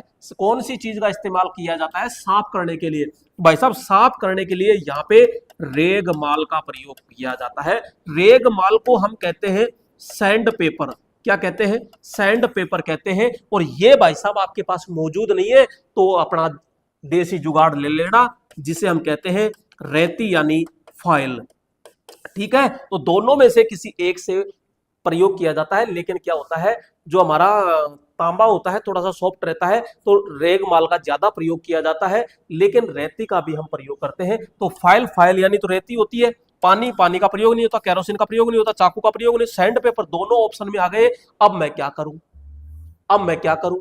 तो देखो नियम तो ये कहता है कि ज्यादातर हम रेती का प्रयोग लेते हैं, लेकिन किताबी लैंग्वेज के अनुसार इसको सॉफ्ट माना जाता है और सॉफ्ट के लिए सॉफ्ट ही प्रयोग में लिया जाता है। तो हम सैंड पेपर को पहली प्राथमिकता दी जाती है। एक ऐसा ही क्वेश्चन आया था, जल्दबाजी मैंने उसमें फाइल लगा दिया था, तो वो उसको थोड़ा सा करेक्शन कर लेना। अगर दोनों ऑप्शन में है तो सैंड पेपर हम पहली प्राथमिकता करेंगे, ठीक है। और सैंड पेपर ऑप्शन में नहीं है तो फाइल तो हम करेंगे ही करेंगे, तो कोई दिक्कत नहीं है। मैं समझा दिया, यानी फाइल भी प्रयोग करते हैं और सैंड पेपर भी करते हैं। ज्यादातर कहीं भी अगर आपके पास है तो हम प्रैक्टिकली रूप से, ध्यान रखना, प्रैक्टिकली रूप से फाइल ज्यादा प्रयोग किया जाता है। किसी भी इलेक्ट्रिशियन के पास जाओगे तो तुरंत वो फटाक से फाइल से रगड़ के, क्योंकि यहाँ पे सैंड पेपर तो होता ही नहीं है किसी के पास, जल्दी से मिलता ही नहीं है, कागज ही तो होता है सैंड पेपर, रेगमाल तो वो लेके कौन बैठा रहता है? तो नहीं करता। लेकिन किताबी ज्ञान के अनुसार हम क्या करेंगे? सैंड पेपर करते हैं। आइए 35, 60% टीन है, 40% लेड सोल्डर का गलनांक खालिस्तान होता है। तो यहाँ पे 60 प्लस अगर 40 है तो ये तो हो गया टिन और ये हो गया सीसा, ठीक है, सीसा। तो दोस्तों इसका तो होता है 185 या 183 डिग्री सेंटीग्रेड कह दो। यहाँ पे सॉरी, यहाँ पे 80 प्लस 20 का अगर आता है तो यहाँ पे मैं ये कहूंगा 165 डिग्री सेंटीग्रेड होता है। अगर 40 प्लस 60 होता है तो ये कठोर सोल्डर हो जाता है। ये कौन सा होता है? कठोर सोल्डर होता है और ये 230 डिग्री सेंटीग्रेड के समथिंग होता है। एल्यूमिनियम जो सोल्डर होता है वो दोस्तों 170 से लेकर के 215 डिग्री सेंटीग्रेड तक होता है। अब क्या पूछा? तो ये पूछा तो 183, 164, 171, 183, तो राइट ऑप्शन बोलो क्या हो जाएगा? 183 होता है। क्लियर? यहाँ पे जो सबसे बेस्ट, देखो ज्यादातर यूज हम ये करते हैं इलेक्ट्रॉनिक उपकरणों के लिए ये प्रयोग किया जाता है, ये सबसे मुलायम होता है। आइए 36 नंबर, ब्रिटानिया स्टेट जोड़ का इस्तेमाल खालिस्तान में किया जाता है। ब्रिटानिया स्टेट, देखो एक होता है मेरे दोस्तों ऐंठा हुआ जोड़, ऐंठा हुआ जोड़, ये कान के ऐंठ लगाते हैं ऐसा होता है, ठीक है। तो ये जोड़ हो गया आपके, ये सिरोपरी लाइनों के इंसुलेटर के ऊपर हम प्रयोग करते हैं। दूसरा होता है यहाँ पे ये जिसे हम गठबंधन जोड़ या सीधा जोड़ कहते हैं, इसमें तार यूं लपेट दिया जाता है, ठीक है। एक जोड़ ये होता है। एक होता है मेरे दोस्तों ये आपका टी जोड़ होता है। एक होता है यहाँ पे इस प्रकार से, और यहाँ एक तार लेकर के इसको लपेट दिया जाता है, तो ये ब्रिटानिया जोड़ होता है, जो लाइन की लंबाई बढ़ाई जाती है। इसमें जो तीसरा तार होता है वो मुख्य तार का 1/3 या फिर आप 20 SWG आप कह सकते हो। नेक्स्ट होता है यहाँ पे एक सीधा होता है और ये लगाया जाता है, तो ये ब्रिटानिया टी जोड़ होता है। और एक जोड़ होता है वेस्टर्न यूनियन जोड़। वेस्टर्न यूनियन जोड़ में क्या होता है, ऐसे समांतर में होता है, फिर ये तार इसके लपेट दिया जाता है, ये तार इसके लपेट दिए, सबसे मजबूत इसको माना जाता है। तो ये दोनों तार की लंबाई बढ़ाने के लिए प्रयोग किया जाता है, सीधी लाइनों में हम प्रयोग करते हैं। तो यहाँ पे कंडक्टर की लंबाई बढ़ाने के लिए तो पहला ही ऑप्शन सही है, प्रतिरोध, चालकता, शक्ति और कंप्रेसिव नहीं, तो यहाँ पे ए ऑप्शन क्या हो जाएगा, बिल्कुल राइट हो जाएगा, ठीक है। नेक्स्ट, HRC फ्यूज में कट ऑफ और फाइनल करंट जीरो के बीच समय को खालिस्तान कहा जाता है। HRC बोले तो high rupturing capacity, high rupturing capacity, तो ये फ्यूज है। और दोस्तों इसमें जो तार प्रयोग किया जाता है वो बोलो किसका प्रयोग किया जाता है, चांदी का प्रयोग किया जाता है। ध्यान रखना ये जो होता है ये अपनी क्षमता से दुगुनी धारा को कुछ समय के लिए सहन भी कर लेता है। और ये एक तो 33 kV की जो लाइन होती है वहां पे प्रयोग किया जाता है, घरों में इसका प्रयोग बिल्कुल भी नहीं किया जाता है। ये उच्च वोल्टेज क्षमता है और इसका जो फ्यूजिंग फैक्टर होता है वो 1.1 होता है। तो दोस्तों ये कह रहा है कट ऑफ और फाइनल करंट जीरो के बीच का जो समय होता है उसी को हम क्या कहते हैं, आर्किंग टाइम या आर्किंग समय के नाम से जाना जाता है। तो बी ऑप्शन इसका क्या हो जाएगा, राइट ऑप्शन हो जाएगा जी। 38 नंबर, एक शॉर्ट सर्किट वाली ट्रांसमिशन लाइन के लिए परावर्तन गुणांक कितना होता है। दोस्तों ध्यान रखना, ट्रांसमिशन जो लाइन होती है उसमें अगर शॉर्ट सर्किट हो जाता है तो वहां पे जो परावर्तन गुणांक होता है वो हमेशा -1 होता है। क्या हो जाता है, -1 पाया जाता है। नेक्स्ट 39 नंबर, बैटन पर TRS केबल किसके लिए होती है। दोस्तों बैटन वायरिंग क्या होती है, दीवार पर एक लकड़ी की फंटी सी लगा दी जाती है और उस पर ये लिंक क्लिप होती है, ये लिंक क्लिप, और इसके ऊपर यहाँ पे डोरी लगाई जाती है, केबल लगाई जाती है, और इस केबल को क्या कहते हैं, TRS, tough rubber sheathed, tough rubber sheathed, tough rubber sheathed हम प्रयोग करते हैं। जी हाँ, टफ रबर सित्र, तो ये, और इसको यहाँ पे लगा दिया जाता है। तो ये ओनली फॉर कम वोल्टेज के लिए ही हम प्रयोग करते हैं दोस्तों, क्या कम वोल्टेज के लिए प्रयोग किया जाता है जी। 40 नंबर, बैटन लगाते समय लगाए जाने वाले स्क्रू के मध्य की दूरी कितनी होती है। भैया अभी बताया मैंने, यहां पे हम बात कर रहे हैं कि ये, तो यहां पे ये हमारी लिंक क्लिप है, ये लिंक क्लिप है, और इन दोनों के मध्य की जो दूरी होती है ना, न्यूनतम तो कितनी भी ले लो लेकिन अधिकतम कितनी होती है, तो अधिकतम 60 सेंटीमीटर, अधिकतम 60 सेंटीमीटर होती है। अधिकतम कितनी होती है, 60 सेंटीमीटर होती है। तो यहाँ सॉरी 60 सेंटीमीटर तो बहुत ज्यादा हो गया, 60 सेंटीमीटर तो अपन सैडल्स के मध्य देते हैं, कितना, सैडल्स के मध्य दिया जाता है। तो यहां पे मेरे दोस्तों ध्यान रखना 10 सेंटीमीटर, 10 सेंटीमीटर होता है, 10 सेंटीमीटर का हो गया मतलब थोड़ा सा, ठीक है। तो 10 सेंटीमीटर, अच्छा mm में चल रहा है, तो 10 सेंटीमीटर यानी कि 100 mm होता है, ठीक है। तो यहां पे अब 100 mm नहीं, तो यहां पे हम कहेंगे 75, एक मिनट, ये क्या है, किसके मध्य पूछ रहा है ये, अच्छा स्क्रू के मध्य, बैटन लगाते समय लगाए जाने वाले स्क्रू, देखो स्क्रू के मध्य कह रहा है, ये लिंक क्लिप के मध्य नहीं कह रहा, बैटन लगाए जाने के मध्य से अधिक नहीं होना चाहिए। तो यहां पे 60 सेंटीमीटर होता है और 60 सेंटीमीटर ऑप्शन में नहीं आता है, तो यहां पे हम क्या करेंगे, 75 सेंटीमीटर राइट ऑप्शन लगाएंगे, D, 75 centimetre D.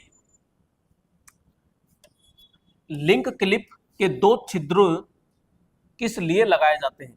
Link clip में दो छिद्र, भाई लिंक क्लिप में दो छिद्र किस लिए होते हैं, किस लिए होते हैं दोस्तों? ये तो क्वेश्चन में ही लफड़ा है। यहां पूछ रहा है कि दो छिद्र किस लिए होते हैं, तो कोई कारण आना चाहिए, यहां मान दे दिया, ठीक है। अगर ये पूछे दो लिंक क्लिप के मध्य कोई दूरी पूछे तो वहां पे हम बता सकते हैं। अगर दूरी जैसे पूछता है तो 40 mm जैसे, तो राइट आप ऐसे कर सकते हैं। लेकिन यहां पे ये पर्सन ही क्या है, रॉन्ग माना जाएगा।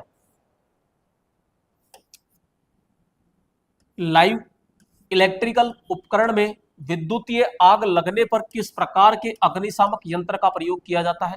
मेरे दोस्तों यहां पे थोड़ा सा ध्यान देना कि पहले तो क्वेश्चन जैसे ए श्रेणी, बी श्रेणी, सी श्रेणी, डी श्रेणी और एक के श्रेणी। ए श्रेणी में साधारण आग होती है, साधारण लकड़ी, कपड़ा, कागज, जूट, रेशम, कपूर आदि, ठीक है। और श्रेणी बी के अंदर तेल की आग होती है, ठीक है। तेल की आग, कैरोसिन है, पेट्रोल है, डीजल है, कैरोसिन है, प्रोपेन है, कार पेंट है, तो ये सारे के सारे। इसके अंदर दोस्तों दो टुकड़े हो जाते हैं जी, गैस की आग भी आती है और दोस्तों विद्युत की आग भी आती है। गैस की आग में एलपीजी है, सीएनजी है, गैसोलीन है। विद्युत की आग में तार, केबल है, या फिर जैसे कि अपन कहते हैं किसी मशीन में आग लग गई, वाइंडिंग है, वायरिंग है, तो इसमें आग लग गई। डी के अंदर धात्विक आग आती है और के फॉर किचन की आग होती है। अब इनको बुझाने के लिए तो इसको पानी से बुझाते हैं, इसको दोस्तों फोम से बुझाया जाता है, यानी झाग वाले पदार्थों से। इसको दोस्तों शुष्क चूर्ण से बुझाया जाता है। यहाँ पे विद्युत की आग होती है, हेलोन या सीटीसी का हम प्रयोग करते हैं। और ये विद्युत की आग, ये सॉरी धात्विक आग होती है तो CO2 का प्रयोग करते हैं। और ये किचन की आग होती है तो पोटेशियम लवण का हम क्या करते हैं, प्रयोग किया जाता है। तो यहाँ पे साफ साफ दिया गया है लाइव इलेक्ट्रिकल उपकरण विद्युत की आग किस प्रकार के अग्निशामक होता है, तो भैया यहाँ पे सी श्रेणी होता है। तो विद्युत की आग को बुझाया जाता है, तो है ना। तो किस प्रकार के अग्निशामक यंत्र जो होता है, किस प्रकार के अग्निशामक यंत्र का इस्तेमाल किया जाता है, तो ए श्रेणी के अंदर पानी वाला आता है। ए श्रेणी में कौन सा आता है, पानी वाला आता है। बी श्रेणी के अंदर दोस्तों यहाँ पे फोम आता है, फोम। और सी श्रेणी के अंदर दोस्तों कौन सा आ जाएगा, तो यहाँ पे हम कहते हैं शुष्क चूर्ण आता है। डी श्रेणी के अंदर दोस्तों ध्यान रखना, डी श्रेणी में आपका CO2 आता है।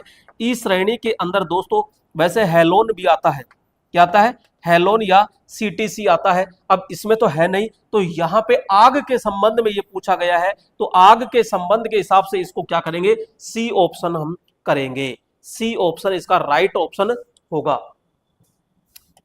43 नंबर, बिना किसी क्षति के मानव अधिकतम कितनी धारा स्तर पर सहन कर सकता है? दोस्तों ध्यान रखना, 20 मिली एम्पियर पर क्या होती है, महसूस होती है। 40 मिली एम्पियर पर तेज झटका लगता है। 60 मिली एम्पियर पर राम नाम सत्य हो जाता है। और 100 मिली एम्पियर पर उसका दाह संस्कार हो जाता है, यानी बॉडी के अंग जलने लग जाते हैं। अब क्या पूछ रहा है कि बिना किसी क्षति के मानव को अधिकतम कितनी धारा सहन कर सकता है? तो भाई इस पे तो क्या हो रहा है, एहसास हो गया, इस पे तेज झटका लग गया और वो कह रहा है बिना क्षति के, तो भाई साहब 40 से कम आएगा, इस पे कोई दिक्कत ही नहीं आएगी। 15 पे महसूस हो जाएगा, राम नाम सत्य हो गया यानी जलने लग गया, 5 एम्पियर 10 एम्पियर होगा नहीं, तो यहां पे हम कहेंगे 15 एम्पियर, यानी बिना किसी क्षति के मानव अधिकतम कितनी धारा को सहन करेगा, तो हम कहेंगे 15 मिली एम्पियर। ठीक है, तो यहाँ पे ये तो एम्पियर है, मामला ही गड़बड़ हो जाएगा या नहीं है। और वो क्या पूछ रहा है, अधिकतम पूछ रहा है, इसलिए ए ऑप्शन नहीं आएगा भैया, यहाँ पे ए ऑप्शन नहीं आएगा। वो पूछ रहा है अधिकतम कितनी धारा, जब वो 20 मिली एम्पियर तो एहसास कर रहा है, तो 1 मिली एम्पियर पे तो उसके कुछ भी नहीं होगा, तो अधिकतम धारा अपन को चाहिए। ठीक है ना। 44 नंबर, हाँ जी, इलेक्ट्रिकल केबल में आग लगने का मुख्य कारण क्या है? तो भाई साहब इलेक्ट्रिकल केबल में आग लगने का मुख्य कारण कम फ्यूज रेटिंग है, ओवरलोडिंग है, डिले कनेक्शन है, एक्सटेंशन कॉर्ड है, इन सब ये सारे ही कारण है भाई साहब। तो राइट ऑप्शन क्या हो जाएगा, ई ऑप्शन होता है। ठीक है, यहां पे 45 नंबर, खालिस्तान में आग लगने पर आग बुझाने के लिए पानी की बौछार प्रभावी हो जाती है। जी हाँ, पानी की बौछार प्रभावित हो जाती है किसके लिए? घरेलू उपकरण है, ज्वलनशील पदार्थ है, गैस, एलपीजी, सीएनजी, इलेक्ट्रिक और लकड़ी, कागज, परिधान। परिधान का मतलब होता है कपड़ा। तो दोस्तों पानी की आग की बात कर रहा है तो इसमें ई ऑप्शन राइट होगा। 15 मिली एम्पियर पे झटका लगना, अरे भाई 20 तक तो महसूस होता है और 20 के बाद में तेज झटका लगता है फिर, है ना जी। तो यहां पे हम कहेंगे ई ऑप्शन आ जाएगा ना। खतरनाक चेतावनी के चिन्ह का आकार कैसा होता है? खतरनाक चेतावनी का मतलब क्या हो गया? चेतावनी यानी वार्निंग, और उसका कैसा होता है? त्रिभुजाकार। और बैकग्राउंड कैसा होता है इसका? पीला। ठीक है, चिन्ह जैसे ये भाई साहब बना दिया ये, तो इसका रंग तो क्या हो जाएगा? काला, और बॉर्डर भी क्या हो जाएगी?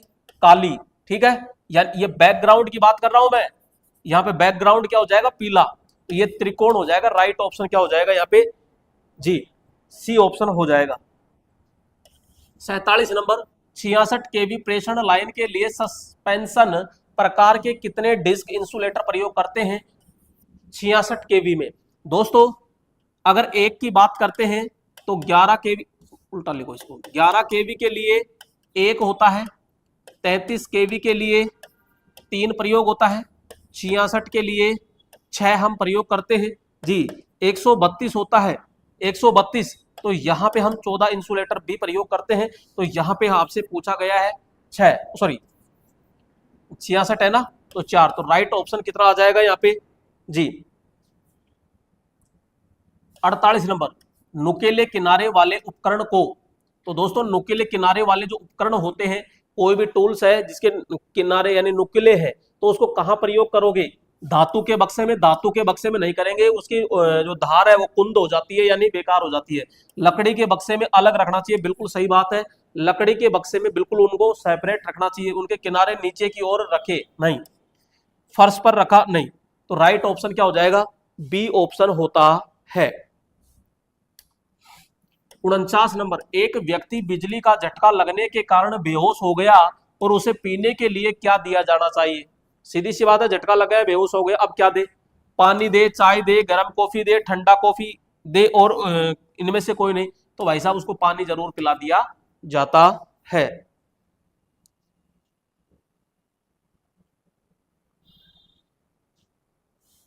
हाँ जी, 50 नंबर है, विद्युत प्रहार की वह मात्रा जिसमें दर्दनाक क्या कह रहा है? दर्दनाक बिजली का झटका लग जाता है। भाई साहब अभी मैंने बताया आपको, यानी कि 20 मिली एम्पियर पे तो क्या हो गया? महसूस।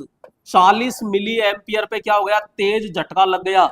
और 60 पे मृत्यु हो जाती है और 100 पे बॉडी जल जाती है। तो 3 मिली एम्पियर पे तो बाड़ी बांका नहीं होगा, 15 मिली एम्पियर पे एहसास हो जाएगा, और 15 से ऊपर जाते हो झटका लगेगा, 30 पे भी झटका लगेगा, और 50 पे दोस्तों तेज झटका लगेगा। अब ये कह रहा है दर्दनाक झटका लगता है, दर्दनाक, थोड़ा बहुत नहीं, दर्दनाक।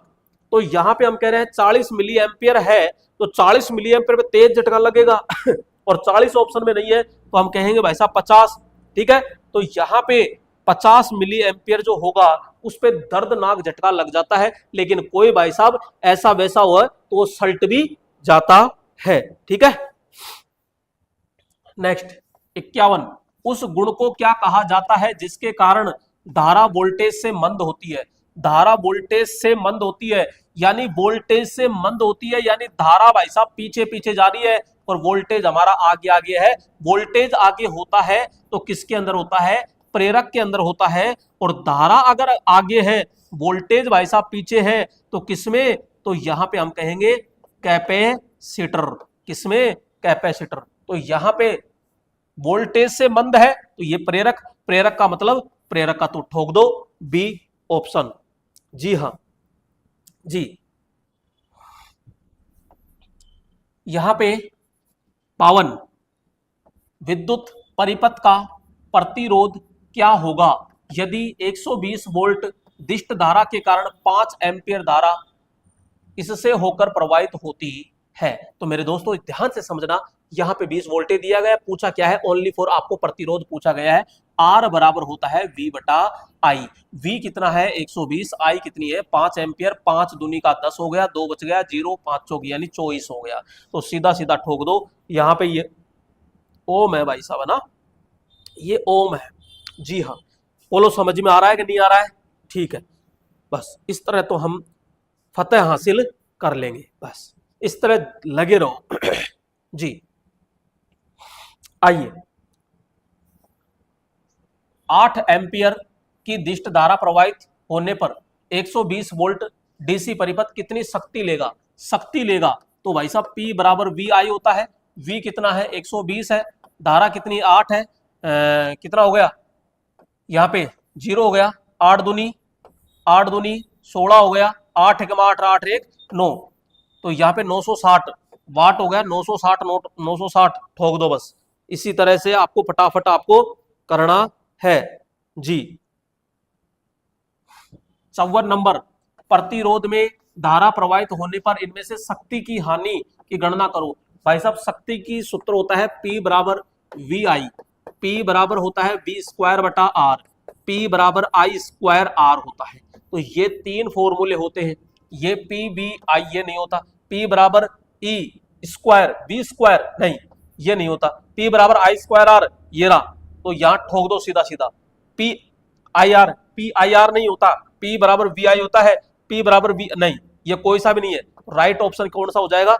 सी ऑप्शन होता है, सी ऑप्शन हो जाएगा। क्लियर? 55 नंबर, लाइन में 8 एम्पियर की दिष्ट धारा प्रवाहित होने पर 4 ओम प्रतिरोध वाली लाइन में वाट हानि की गणना करना है। अरे तो वाट हानि कह दो, शक्ति कह दो, कोई दिक्कत नहीं है। P बराबर वी आई, ठीक है, क्या क्या दिया है? I और R दिया गया है भाई साहब, ये नहीं लगेगा इसका मतलब, तो यहाँ पे I स्क्वायर R ठोक दो। I का मान कितना है 8 इंटू 8 कर दो, और R का मान कितना दिया गया है 4, ठीक है, ठीक है। तो यहाँ पे कितना हो गया 64 इंटू 4, 4 चौक 16 हो गया, और 6 चौक का 24 24 रेख 25 यानी कि 256 256 256 ठोक दो फटाफट, फटाफट ठोक दो। टाइम नहीं लगना चाहिए, टाइम नहीं लगना चाहिए, क्योंकि दोस्तों लाइट जा चुकी है शुरू से ही लाइट जा चुकी है, इसलिए फटाफट अपन को करना पड़ेगा। जी हाँ, और आपको पता है 100 क्वेश्चन कितनी मिनट में? 80 मिनट में करने हैं, 80 मिनट में करने हैं, ये भी पता है। तो फास्ट स्पीड बढ़ानी पड़ेगी, लेकिन थोड़ा सा भी टाइम है, इसलिए समझना जरूरी है ना। वैसे मैंने 50 टेस्ट सीरीज 50 टेस्ट जो है वो तैयार कर दिए हैं, और बहुत जल्द धमाका लेकर आ रहा हूं, सब कुछ निःशुल्क मिल जाएगा। कल आपको अनाउंसमेंट कर दिया जाएगा। अगर कोई ऑनलाइन कोर्स खरीद रहा है तो अभी रुक जाना, बहुत बड़ा धमाका करने वाला हूं, ये चीज ध्यान रखना। जो भी कहीं से भी ऑनलाइन कोर्स खरीद रहा है मत खरीदना, अभी ऐसा धमाका करूंगा आप देखते रह जाओगे। ऐसा सिस्टम लेके आ रहा हूं, ऐसा कंटेंट लेकर आ रहा हूं, सब कुछ उसके अंदर ऐसा हो जाएगा, अरे गुरुजी मजा आ गया। देखते रहना आप, कल अनाउंसमेंट हो जाएगा और बहुत जल्दी उसका धमाका जबरदस्त होगा।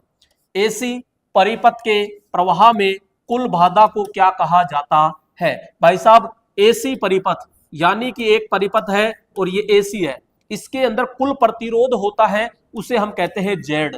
अरे जेड बोले तो प्रतिबाधा, प्रतिबाधा। यहां पे प्रतिरोध को तो प्रतिरोध ही कहते हैं। नहीं भाई साहब, एक परिपथ और बना दिया हमने। यहां पे आपसे पूछे डीसी परिपथ में कुल प्रतिरोध को क्या कहते हैं, तो प्रतिरोध ही कहते हैं आर, तो इसमें ओम, ठीक है। मात्रक तो इसका भी क्या होगा, ओम होगा। एसी के अंदर प्रतिरोध पूछे तो प्रतिबाधा ठोकनी है, एसी डीसी परिपथ में पूछे तो यहां पे प्रतिरोध करना है। यहां पे प्रतिबाधा का जेड होता है, मात्रक ओम होता है। धारिता कैपेसिटेंस सी, मात्रक फैरड। प्रेरकत्व प्रतीक एल, मात्रक हेनरी। प्रतिरोध ये डीसी में है, आर मात्रक ओम। इलास्टेंस, इलास्टेंस क्या है? इलास्टेंस क्या है? ये धारिता का जस्ट उल्टा है, कैपेसिटेंस का उल्टा है, ये चीज ध्यान रखना। हाँ जी, राइट ऑप्शन तो लगा दो कम से कम, ए ऑप्शन। 57 शक्ति गुणांक 0.80 होने पर 220 वोल्ट एसी से 10 किलोवाट लोड द्वारा कितनी धारा खींची जाती है? ठीक है भाई साहब, P बराबर वी आई कोस थीटा। क्या आप सिंगल फेज में पढ़ते हो? थोड़ा सा पढ़ते हो तो आ जाइए। क्या पूछ रहा है? धारा। आई निकाल दो। आई निकालते हैं तो वी और कोस थीटा नीचे चला जाता है और पी ऊपर आ जाता है। पी का मान कितना दिया गया है? 10 किलोवाट, यानी गुरुजी 10,000 हो गया तो हो गया। और यहाँ पे वी का मान कितना है? 220 इंटू कोस थीटा कितना है? 0.80। अब भाई साहब काटा पीटी करनी है, मुझे काटा पीटी कम आती है। देखो पॉइंट से भाई दो संख्या के बाद पॉइंट है, दो है तो ठोक दो ऊपर यहां पे। अब 1 0 और 2 0 और 1 0 और 2 0, ठीक है, ठीक है गुरुजी। यहां पे 4 दूनी 8 और 25 चौक 100, ठीक है, और ये 2 0 आ गई। अब क्या किया जाए? अब और काट दो, 2 से इसको काट दो। 2500 को काटा आपने, कितना आ गया? यानी 125, 125 बटा 22। और काटो यहां पे, यानी 1200, 400, 425, 425 और ये कट गया 11। तो यहां पे 11 का भाग इसमें दिया, 11 5 55, ठीक है, 7 बच गया और इधर 5 आ गया, 11 छक्की 66, 56 पॉइंट ये रहा। ठोक दो, बस ऐसे ही करना है धड़ाके से। समझ में तो आ रहा है ना? जी हाँ जी। आइए 58 नंबर, ट्रांसफॉर्मर का आउटपुट वोल्टेज इनपुट वोल्टेज से अधिक होने पर ट्रांसफॉर्मर को क्या कहा जाएगा? तो भाई साहब क्या कह रहा है, ध्यान से सुनना। आउटपुट वोल्टेज इनपुट वोल्टेज से अधिक है, ये हमारा ट्रांसफॉर्मर है ये, और ये आउटपुट है और ये इनपुट है, इधर जा रहा है। ये कह रहा है आउटपुट इनपुट से अधिक है, ये ज्यादा है और ये कम है, तो ये क्या हो जाएगा? Step up. अगर दोस्तों यहां पे ये इनपुट और ये आउटपुट इधर ज्यादा है और इधर कम है, तो ये हो जाएगा डाउन। क्या हो जाएगा? डाउन। तो स्टेप अप ट्रांसफार्मर हो जाएगा। ऐसा ट्रांसफार्मर जो निम्न वोल्टेज को उच्च कर दे उसे स्टेप अप कहते हैं, और ऐसा ट्रांसफार्मर जो उच्च वोल्टेज को निम्न कर दे उसे हम स्टेप डाउन कहते हैं। ठीक है, बिल्कुल बिल्कुल बिल्कुल। बस इसी तरीके से लगे रहिएगा, इसी तरीके से लगे रहिएगा। बहुत जल्द धमाका ऐसा करूंगा कि आपको कुछ भी करने की आवश्यकता नहीं है, ऐसा लेके आ रहा हूं सिस्टम। बस कल इंतजार कीजिएगा, कल आपको अनाउंसमेंट मैं कर दूंगा और बहुत जल्द ऐसा धमाका लेके आ रहा हूं। आप भी ये सोचोगे गुरुजी मौज कर दी अब तो, बस ऐसा सिस्टम लेके आऊंगा, एक बार देखते ही सब कुछ याद हो जाएगा। शक्ति गुणांक खालिस्तान होने पर लोड सोर्स द्वारा प्रदत्त संपूर्ण ऊर्जा की खपत कितनी होती है? भाई साहब क्या कह रहा है, ऐसा शक्ति गुणांक बता दो जिस पर लोड सोर्स द्वारा प्रदत्त संपूर्ण ऊर्जा खपत हो जाए, सारी ऊर्जा खपत हो जाए, सारी ऊर्जा खपत हो जाए। ऐसा कोई पावर फैक्टर बता दो। तो हमको पता है कि प्रतिरोधी तो करता है खपत, और प्रतिरोध का बोलो पावर फैक्टर कितना है? अरे गुरुजी 1 होता है इस बरीगार का, तो बस तो ठोक दो इस बरीगार को, टेंशन क्यों करते हो? डी ये लो। जी हाँ, इसी प्रकार से तो समझना है आपको। 60 नंबर, सभी इनपुट उच्च होने पर निम्न में से कौन सा गेट उच्च आउटपुट देता है? अब लॉजिक सुनो, अब सुनो, यह है इंपोर्टेंट। मैंने कहा कि भाई साहब गेट ऐसा परिपथ जो एक निश्चित इनपुट पर चालू हो जाए उसे हम गेट कहते हैं। बेसिक प्रकार के 3 होते हैं, नोट का इसमें कोई दिक्कत नहीं है, NOT, अरे भाई चल जा, ये आपका नोट होता है 0 का 1 और 1 का 0, ये लो इसका सत्य सारणी ये होगी। नोट के बाद में जैसे हम आते हैं और, अब और में सुनो, और का होता है इस प्रकार से ये। अब इसकी सारणी जो होती है ना वो इस प्रकार से है, ये इनपुट होता है, ये आउटपुट होता है, ठीक है। यहां पे 0 0 0 1 1 0 1 1। अब ये होता है समांतर में, यानी कि y बराबर a प्लस बी होता है, यानी ठीक है। तो यहां पे अब दोनों को आपको जोड़ना है, 0 प्लस 0 तो 0, 0 प्लस 1 1 1 0 1 1 1 तो 1 होता है, ध्यान रखना। इसके बाद होता है ए एंड डी, एंड, तो एंड कैसे होगा? ये, ठीक है, ये श्रेणी होता है और ये समांतर होता है। अब पूरा एक्सप्लेन तो दोस्तों कर नहीं सकता, टाइम बहुत कम है मेरे पास। अब इसकी सत्य सारणी सुनो, ये श्रेणी है यानी कि ए डॉट बी।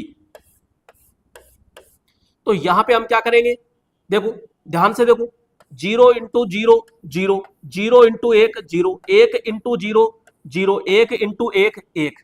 अब यहां तक देखो, देखें सभी इनपुट उच्च होने पर, सभी इनपुट उच्च होने पर आउटपुट भी उच्च हो, तो भैया सभी इनपुट उच्च होने पर आउटपुट उच्च है, लेकिन इनमें तो और में भी तो क्या हो रहा है, उच्च आ रहा है ना, इसका मतलब इसका पत्ता कट गया।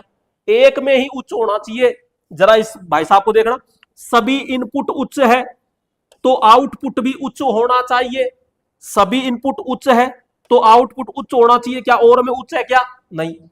एक को उच्च कहते हैं, जीरो को निम्न कहते हैं, ये चीज ध्यान रखना। तो यहां पे ये किसका है? एंड का। ठोक दो एंड, ए एन डी। ये लो, बोलो समझ में आया कि नहीं आया? आया। आया तो लाइक ठोक दो जल्दी से, आया तो लाइक ठोक दीजिए। 61 सीसी यानी common collector. Common collector amplifier की मुख्य एप्लीकेशन क्या है? मुख्य एप्लीकेशन यानी कि उपयोग, voltage amplifier, current amplifier, impedance matching circuit और radio frequency amplifier, ultrasonic amplifier. तो भाई साहब कॉमन कलेक्टर की होती है इंपीडेंस मैचिंग सर्किट। किसी एम्पलीफायर स्टेज के आउटपुट को अगले स्टेज के इनपुट से जोड़ने के लिए, क्वेश्चन ऐसे कह रहा है, एक एम्पलीफायर ये है, एक एम्पलीफायर ये है। अरे मैं ये कह रहा हूं ये ट्रॉली है, ये ट्रैक्टर है, दोनों को जोड़ना है। इस तरह जोड़ दिया, तो जोड़ने के लिए किसका प्रयोग करते हो? ट्रैक्टर ट्रॉली को, हुक का। तो यहां पे इसको बोलते हैं कपलिंग का। क्या? कपलिंग। और इसमें सबसे बड़ी, सबसे मजबूत जो कपलिंग होती है, सबसे महंगी, वो ट्रांसफार्मर कपलिंग है। और सबसे सस्ती जो होती है वो डायरेक्ट कपलिंग होती है। कपलिंग कई प्रकार की होती है। तो यहां पे हम कहेंगे कपलिंग, सबसे महंगी जो कपलिंग होती है वो ट्रांसफार्मर कपलिंग होती है, और सबसे सस्ती होती है वो डायरेक्ट कपलिंग होती है। ठीक है, नेक्स्ट 63 नंबर, उस एम्पलीफायर को क्या कहा जाता है जो एकल आवर्ती या आवृत्तियों के छोटे बैंड प्रवर्धन करता है? वाइड बैंड एम्पलीफायर होता है, ट्यून्ड एम्पलीफायर होता है, हाई गेन एम्पलीफायर होता है, लो गेन एम्पलीफायर होता है, और अल्ट्रासोनिक एम्पलीफायर होता है। ध्यान रखना, एक छोटे बैंड को प्रवर्धन करता है तो उसे ट्यून्ड परिपथ कहते हैं, जिसमें एक कैपेसिटर भी होता है और एक इंडक्टर भी होता है। तो यहां पे ट्यून्ड एम्पलीफायर हम प्रयोग करते हैं। 64 नंबर, प्लेट करंट में छोटे बदलाव से ग्रिड वोल्टेज में छोटे बदलाव का अनुपात खालिस्तान होता है। जबकि प्लेट वोल्टेज स्थिर रखी जाती है तो स्लोप रेजिस्टेंस होता है, यहां पे ट्रांस कंडक्टेंस होता है, एम्पलीफिकेशन फैक्टर होता है, यहां कंट्रोल ग्रिड होता है और लोड लाइन होता है। तो ध्यान रखना दोस्तों, जो आपके प्लेट करंट होती है इसमें छोटे बदलाव से ग्रिड वोल्टेज पर जो होता है बदलाव करते हैं, वहां पे ट्रांस कंडक्टेंस हम प्रयोग करते हैं। जी हां। 65 नंबर, सामान्यतः बाइस्ड एनपीएन ट्रांजिस्टर में कलेक्टर जंक्शन को पार करने वाला मुख्य कारण है। दोस्तों यहां पे हम ये कह सकते हैं कि ये हमारा ट्रांजिस्टर है एनपीएन, ये हमारा एमीटर हो गया, ये बेस हो गया और ये कलेक्टर हो गया। इसमें दोस्तों इस प्रकार से हम कनेक्शन कर देते हैं। ये लो, ये आपका कनेक्शन हो गया। क्वेश्चन कह रहा है यहां पे कलेक्टर जंक्शन, तो कलेक्टर जंक्शन का मतलब हो गया ये सी हो गया, ये बी हो गया, और दोस्तों कलेक्टर जंक्शन तो ये हो गया ना। कलेक्टर जंक्शन को पार करने वाला, तो भाई साहब इस कलेक्टर जंक्शन को पार करने वाला होता है, इसके तो हम क्या कहते हैं? ड्रिफ्ट करंट के नाम से जाना जाता है। डिफ्यूज्ड करंट होता है, होल करंट होता है, इनमें से कोई नहीं होता है, ड्रिफ्ट करंट होता है, तो हम तो ड्रिफ्ट करंट कहते हैं। तो यहाँ पे ये आपका ऑप्शन क्या हो जाएगा? बिल्कुल राइट हो जाएगा, बिल्कुल सही है, बिल्कुल। 66 नंबर है, तो रेडियो ट्रांसमिशन के लिए रेडियो फ्रीक्वेंसी सिग्नल पैदा करने हेतु प्रयुक्त इलेक्ट्रॉनिक उपकरण को क्या कहा जाता है? तो भैया रेडियो ट्रांसमिशन के लिए रेडियो फ्रीक्वेंसी सिग्नल पैदा करने के लिए इलेक्ट्रॉनिक्स उपकरण कौन सा है? ट्रांसड्यूसर होता है, रिसीवर होता है, वैक्यूम ट्यूब्स होती है, ट्रांसमीटर होता है और एंटीना होता है। एंटीना नहीं होता है वैक्यूम ट्यूब नहीं होती है, ठीक है, ट्रांसड्यूसर नहीं होता है, एक होता है रिसीवर और एक होता है ट्रांसमीटर। तो ट्रांसमीटर सिग्नल को एक जगह से दूसरी जगह करता है, तो डी ऑप्शन क्या हो जाएगा इसमें, राइट हो जाता है। यहां पे 67 नंबर, जी हाँ दोस्त, एक complementary symmetry class B amplifier को किसकी आवश्यकता होती है? दो एनपीएन, दो एनपीएन ट्रांजिस्टर, दो पीएनपी ट्रांजिस्टर, एक एनपीएन ट्रांजिस्टर और एक पीएनपी ट्रांजिस्टर, दो पीएनपी, दो पीएनपी, एक एनपीएन और दो पीएनपी। देखो यहां पे एक परिपथ होता है complementary symmetry class B amplifier, इसमें एक तो आपका पीएनपी ट्रांजिस्टर होता है और एक एनपीएन ट्रांजिस्टर होता है। तो एक एनपीएन और एक पीएनपी ट्रांजिस्टर इसके अंदर हम प्रयोग करते हैं। 68 नंबर, स्क्वायर वेव सिग्नल किसमें महत्वपूर्ण भूमिका निभाते हैं? तो दोस्तों स्क्वायर वेव का मतलब होता है ये, स्क्वायर वेव का मतलब होता है बिल्कुल स्क्वायर की तरह चले, यानी वर्गाकार भी कहते हैं। और ये वर्गाकार जो होता है ये डिजिटल उपकरणों के अंदर हम प्रयोग करते हैं। किसके अंदर प्रयोग करते हैं? डिजिटल उपकरणों के अंदर हम प्रयोग करते हैं।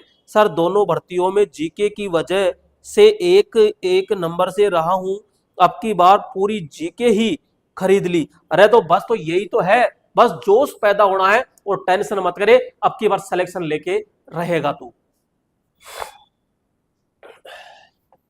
6 यानी एक्स्ट्रा हाई टेंशन ट्रांसमिशन लाइनों में प्रयुक्त किए जाने वाले इंसुलेटर प्रयोग किए जाते हैं। दोस्तों ये जो इंसुलेटर होते हैं इनको कहते हैं सस्पेंशन इंसुलेटर, लटकवा इंसुलेटर कहते हैं, हाँ जी लटकवा कहते हैं, डिस्क इंसुलेटर कहते हैं। तो ये किससे बने होते हैं? तो दोस्तों ये तो पोर्सलिन से बने होते हैं और इसमें काफी सारी क्या होती है, डिस्क होती है। और एक जो डिस्क होती है ना, वो एक डिस्क होती है वो 11 केवी वोल्टेज को क्या करती है, सहन करती है।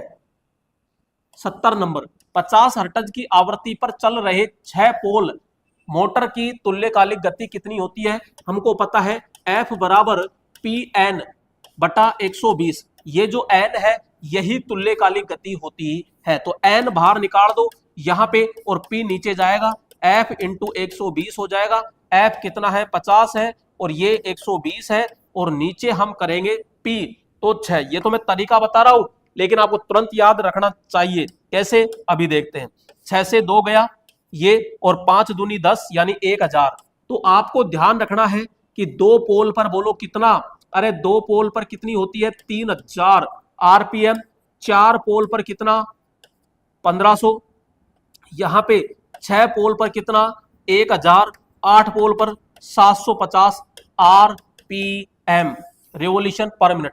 ये चुटकियों में याद होना चाहिए ताकि अपन पेन उठाने का मौका ना मिले। तो राइट ऑप्शन क्या हो जाएगा, ए ऑप्शन होता है। जी हां, आइए 71 नंबर, निम्नलिखित में से कौन सा भाग रोटर का भाग नहीं है? रोटर में क्या क्या होता है? रोटर में सबसे पहले तो शाफ्ट होती है, रोटर के शाफ्ट होती है और रोटर में भाई साहब कोर भी होती है। कोर यानी कि इस प्रकार से भी तो होता है, यहाँ पे स्लिप रिंग, बिल्कुल स्लिप रिंग भी लगी होती है। शाफ्ट होती है, शाफ्ट हो गई। वाइंडिंग होती है, तो यहाँ पे हम वाइंडिंग भी करते हैं। फ्रेम, अरे भाई साहब रोटर में फ्रेम कहां से टपक गया रे, तो ये फ्रेम नहीं होता है। ई ऑप्शन आपका क्या हो जाएगा, राइट हो जाएगा। डीसी मोटर की घूर्णन गति बैक ईएमएफ के समानुपाती चुंबकीय फ्लक्स उल्टी। जी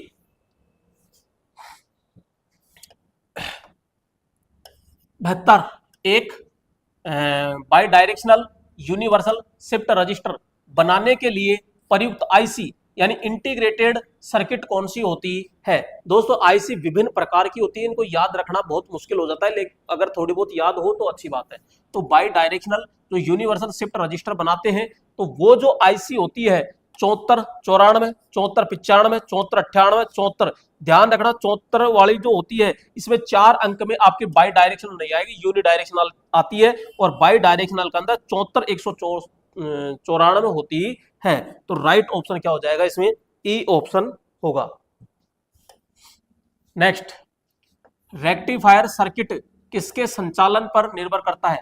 रेक्टिफायर क्या है? दिष्टकारी। और दिष्टकारी किससे चलता है? तो हम सीधा कहते हैं डायोड भाई साहब से। कितने प्रकार के होते हैं ये? सिंगल फेज में 3 प्रकार के होते हैं, 3 फेज में 2 प्रकार के होते हैं, हाफ वेव और फुल वेव।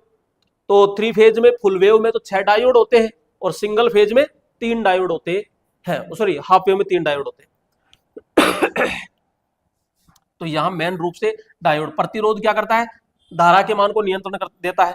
ट्रांजिस्टर, ट्रांजिस्टर में 3 टांग होती है, क्वाइल आपकी ये होती है, ठीक है। और ये क्या लिख दिया, टोसी ड्यूस, ये अलग ही है भाई। अब देखो दोस्तों, अगर आपको एक एक पॉइंट को समझना है अच्छे से, ऑफलाइन कोचिंग करना चाहते हो तो आपको पता है कि अपना बैच बहुत जल्दी स्टार्ट हो गया था, प्रातः 9 बजे से अब चालू है। यहाँ पे इलेक्ट्रीशियन थ्योरी और राजस्थान जीके, तो first tower Sokkia book depot के पास। अगर आपको थ्योरी से डर लगता है, जीरो लेवल हो बिल्कुल आप, तो सीधे चले आइए कोचिंग के अंदर। यहाँ पे एक एक पॉइंट को इस कदर पढ़ाया जाता है, बहुत अच्छा। अगर ऑनलाइन का इंतजार कर रहे हो तो दोस्तों कल अनाउंसमेंट कर दूंगा ऑनलाइन के बारे में, बहुत तेज धमाका करने वाला हूं अब यहाँ पे, क्योंकि स्टूडेंटों की बहुत ज्यादा डिमांड थी कि सर एक ऐसा कोई लेके आओ सिस्टम, तो उसके लिए पूरी प्लानिंग कर ली है। तो ऑनलाइन के लिए तैयार रहेगा, कल अनाउंसमेंट बहुत जल्दी हो जाएगा जी। 74 नंबर, एक सर्किट में जीनर डायोड का कनेक्शन हमेशा किस प्रकार से होता है? दोस्तों यहाँ पे हमारा जीनर भाई साहब आता है, और जीनर भाई साहब जो होता है, ये जीनर डायोड होता है, इसका जो ये कैथोड होता है, ये आपका एनोड होता है। यहाँ पे इस कैथोड को जोड़ा जाता है पॉजिटिव और इसको जोड़ा जाता है नेगेटिव से, तो ये हमेशा रिवर्स बायस में होता है। और ध्यान रखना, ये वोल्टेज कंट्रोल युक्ति होती है, वोल्टेज कंट्रोल युक्ति होती है, तो इसको हमेशा रिवर्स बायस के अंदर क्या किया जाता है? जोड़ा जाता है, रिवर्स अवस्था में जोड़ा जाता है। नेक्स्ट, एक एनपीएन ट्रांजिस्टर में पी रीजन किसे कहा जाता है? दोस्तों ध्यान रखना, एनपीएन, तो एनपीएन है तो पी क्या है? तो पी को हम कहते हैं, क्योंकि आपको पता है इस प्रकार से है, तो ये तो क्या हो गया? एमीटर। ये क्या हो गया? कलेक्टर। तो बीच वाला भाई साहब क्या होता है? बेस। ये क्या होता है? बेस। तो सीधा ये ध्यान रखना, इसमें अशुद्धि भी कम होती है और इसका क्षेत्र भी कम होता है। सबसे बड़ा जो क्षेत्र होता है वो हमारे कलेक्टर भाई साहब का होता है, क्षेत्र के मामले में ये सबसे बड़ा होता है। और डोपिंग के मामले में, जी हाँ, डोपिंग के मामले में कौन बड़ा होता है? तो डोपिंग के मामले में एमीटर सबसे बड़ा होता है। थ्योरी से डर नहीं लगता, जीके से डर लगता है। अरे सारा दूर हो जाएगा, टेंशन क्यों करते हो? जीके आपने पढ़ ली है, इसलिए डर नहीं लगता है। कई कैंडिडेट ऐसे होते हैं जिसको बहुत ज्यादा डर लगता है, तो उसका डर तुरंत निकाल देंगे। हाँ जी, लचीले केबलों को कहां पसंद नहीं किया जाता है?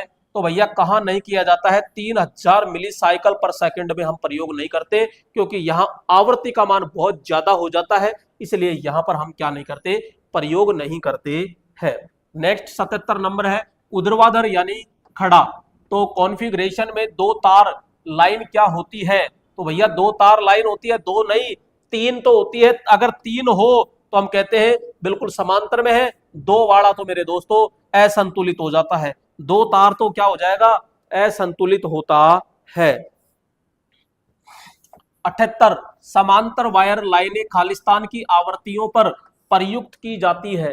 तो दोस्तों समांतर वायर लाइनें खालिस्तान की आवृत्ति में प्रयुक्त की जाती है। तो जो समांतर होती है 50 मिली साइकिल पर सेकंड है, 100 है, 150 है, 200 है, 300। तो यहाँ पे 300, ये दोस्तों सी है ना, ये सी है, यानी मिली प्रति सेकंड है। तो राइट ऑप्शन क्या हो जाएगा यहाँ पे? 300 मिली साइकिल पर सेकंड होता है जी। एमपी लाइनमैन की वैकेंसी दोस्तों जल्द आ जाएगी। एमपी वालों से खास तौर से निवेदन है कि ऐसा बैच लेके आ रहा हूं, एमपी वालों बहुत ज्यादा खुश हो जाओगे, टेंशन मत कीजिए। फाउंडेशन रहेगा, लेकिन ऐसा सिस्टम तैयार कर दिया है मैंने, बहुत जल्द आपके लिए बहुत बड़ी खुशखबरी देने वाला हूं। 79, एक शुद्ध प्रेरक के लिए पावर फैक्टर क्या होता है? दोस्तों ध्यान रखना, अगर मैं शुद्ध की बात करता हूं, शुद्ध 2 प्रकार के हैं। एक आपका प्रेरक है, ठीक है, एक आपका कैपेसिटर है, कैपेसिटर। और दोनों का ही दोनों का ही 0 है पावर फैक्टर। यहां पे प्रतिरोध आता है, फिर प्रतिरोध आता है, प्रतिरोध का 1 हो जाता है। अब मेरे दोस्तों ध्यान रखना, 0 तो है, लेकिन प्रेरक का जो होता है वो 0 पश्चगामी होता है और इसका 0 अग्रगामी होता है। ये थोड़ा सा ध्यान रखना है तो शुद्ध में, ठीक है। शुद्ध प्रेरक का पावर फैक्टर पूछे तो 0 पश्चगामी, कैपेसिटर का पूछे तो 0 अग्रगामी करना है, प्रतिरोध का पूछे तो 1 ठोकना है, डीसी का पूछे तो डीसी का भी कितना ठोकना है 1, एसी का पूछे तो एसी का 1 से कम होता है। क्लियर। तो यहां पे क्या पूछा, शुद्ध प्रेरक। शुद्ध प्रेरक में हमने कहा कि भाई साहब शुद्ध प्रेरक पूछे चाहे शुद्ध कैपेसिटर, 0 ठोकना है, 0 तो ठोकेंगे। अब वो तो शुक्र है कि 0 ही दिया, 1 दे देता, 0 अग्रगामी और 1 0 पश्चगामी तो पस जाते ना, फिर अपन कहते हैं 0 पश्चगामी, ठीक है। तो राइट ऑप्शन बोलो क्या आ जाएगा, ए। क्लियर। शुद्ध इंडक्टिव और शुद्ध कैपेसिटिव, शून्य रेजिस्टेंस यानी इकाई। भैया मैंने पूरा बता दिया, टेंशन मत कीजिए। यहां पे 80 नंबर, निम्न में से कौन सा नॉन लीनियर तत्व नहीं है। भैया एक होता है लीनियर, एक होता है नॉन लीनियर, यानी कि मैं बात करूंगा रेखिक, और एक होता है अरेखिक, ठीक है। रेखिक का मतलब होता है जो ओम के नियम का पालन करता है। तो यहां पे आ जाएगा आपका प्रतिरोध, कैपेसिटर, इंडक्टर, ट्रांसफार्मर, दूसरा एक जैसे लाउड स्पीकर, ये। और बाकी इसमें पूरे के पूरे आपके कौन आ जाएंगे, इलेक्ट्रॉनिक्स आ जाएंगे। ये क्या कह रहा है, नॉन लीनियर। तो नॉन लीनियर तो यही है, सारे के सारे ट्रांजिस्टर ये भी नॉन लीनियर है, ठीक है। और डायोड भी नॉन लीनियर है, इलेक्ट्रिक आर्क ये भी है, कैपेसिटर तो नहीं है। और हीटर कॉइल जब बहुत ज्यादा गर्म हो जाता है तो दोस्तों शुरू के अंदर तो यहां हम कह सकते हैं कि ये है, लेकिन बाद में ये भी है। तो यहां पे ये कह रहा है नॉन लीनियर तत्व नहीं है, तो नॉन लीनियर की तो बात कर रहे हैं, तो हमारा कैपेसिटर हो जाएगा। देखो शुरू में हीटर है, जब ये हीटर है शुरू में प्रेरकत्व जी, शुरू में कॉइल है, लेकिन बहुत ज्यादा जब ये गर्म हो जाता है ना, तो ये कौन सा बन जाता है, अरेखिक बन जाता है। शुरू में तो ये क्या होता है, रेखिक होता है, लेकिन जब बहुत ज्यादा हीट उत्पन्न करने लग जाता है तो वो क्या हो जाता है, नॉन लीनियर बन जाता है। ये कह रहा है नॉन लीनियर नहीं है, तो हम कहेंगे कैपेसिटर, ठीक है जी हाँ। सर ये छात्र गए कहां, 21 लड़के देख रहे हैं, केवल इतनी बढ़िया क्लास चल रही है। अब ये तो दोस्तों आप लोगों का प्यार और प्रेम है, क्या पता उनको क्या लगा, अच्छी नहीं लगी कि या और कुछ है। इनको थोड़ा सा बाद में समझ में आएगा, क्योंकि हो सकता है आज लाइट नहीं आ रही तो ये होता है कई बार, अरे क्वालिटी कौन, तो भाई अब लाइट गई तो कहीं फिर भी मैं पसीने में क्लास ले रहा हूं। अब ये तो उनकी सोच है कि फ्री में जब टीचर इतनी मेहनत कर रहा है, इतना सब कुछ कर रहा है, तो हमारा भी तो फर्ज बनता है कम से कम इन क्लास को देख ले, और पूरा इलेक्ट्रीशियन का निचोड़ आ रहा है, ठीक है। तो यहां पे ये हो गया 81 number. Dry cell, dry cell का मतलब होता है दोस्तों शुष्क सेल।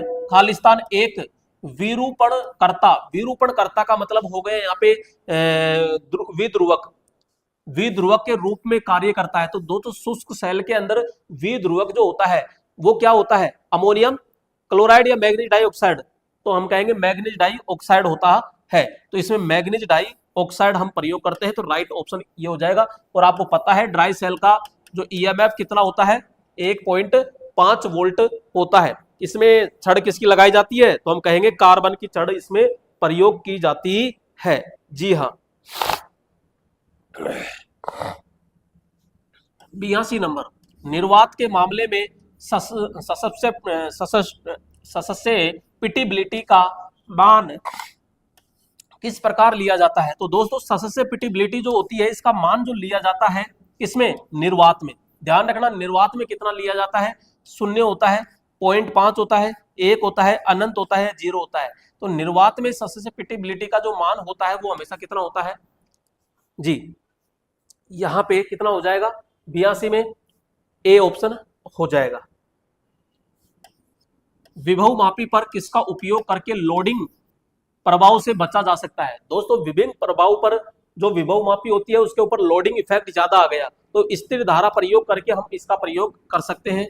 तो यहाँ पे सतत करंट सोर्स लगा करके दोस्तों इस प्रभाव को क्या किया जा सकता है, दूर किया जा सकता है। तो राइट ऑप्शन क्या हो जाएगा यहाँ पे, बी। 84 नंबर है, एक फ्लिप फ्लॉप या लेच ऐसी सर्किट होती है जिसमें खालिस्तान स्थिर स्टेट्स होते हैं। दोस्तों फ्लिप फ्लॉप या लेच ऐसी सर्किट में जिसमें स्थिर स्टेट्स होते हैं। तो यहाँ पे जो हमारे तत्व होते हैं वो दो तत्व होते हैं, तो 0 होता है और 1 होता है। इस 0 को हम क्या कहते हैं, ऑफ कहते हैं इसको असत्य कहते हैं, और इसको दोस्तों निम्न भी कहते हैं। इसको हम उच्च कहते हैं, इसको ऑन कहते हैं, और इसको सत्य भी कहते हैं। तो ये 2 होते हैं, इसलिए राइट ऑप्शन यहाँ पे क्या हो जाएगा, 2 होते हैं। ठीक है। 85, अंडरग्राउंड सिस्टम को खालिस्तान से अधिक मात्रा पर संचालित नहीं किया जा सकता। दोस्तों अंडरग्राउंड सिस्टम के अंदर जो केबल होती है वो 66 केवी तक होती है। इमरजेंसी में 132 केवी के लिए हम प्रयोग कर सकते हैं, वैसे इससे ज्यादा नहीं होनी चाहिए, है ना। तो 132 तक हम सामान्यतः यानी 66, और अधिकतम पूछ ले तो अधिकतम 132 तक हम ले सकते हैं। 86, निम्न में से क्या एक इन्वर्टर है, तो common base amplifier, common collector, common emitter, operation amplifier और इन सब। तो दोस्तों यहाँ पे कॉमन कलेक्टर जो एम्पलीफायर होता है ये एक इन्वर्टर होता है।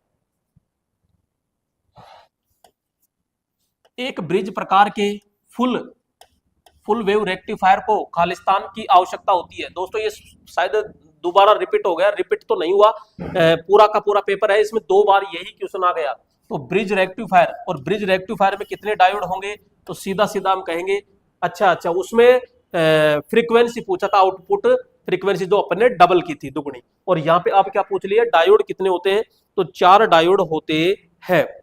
ठीक है। 88 नंबर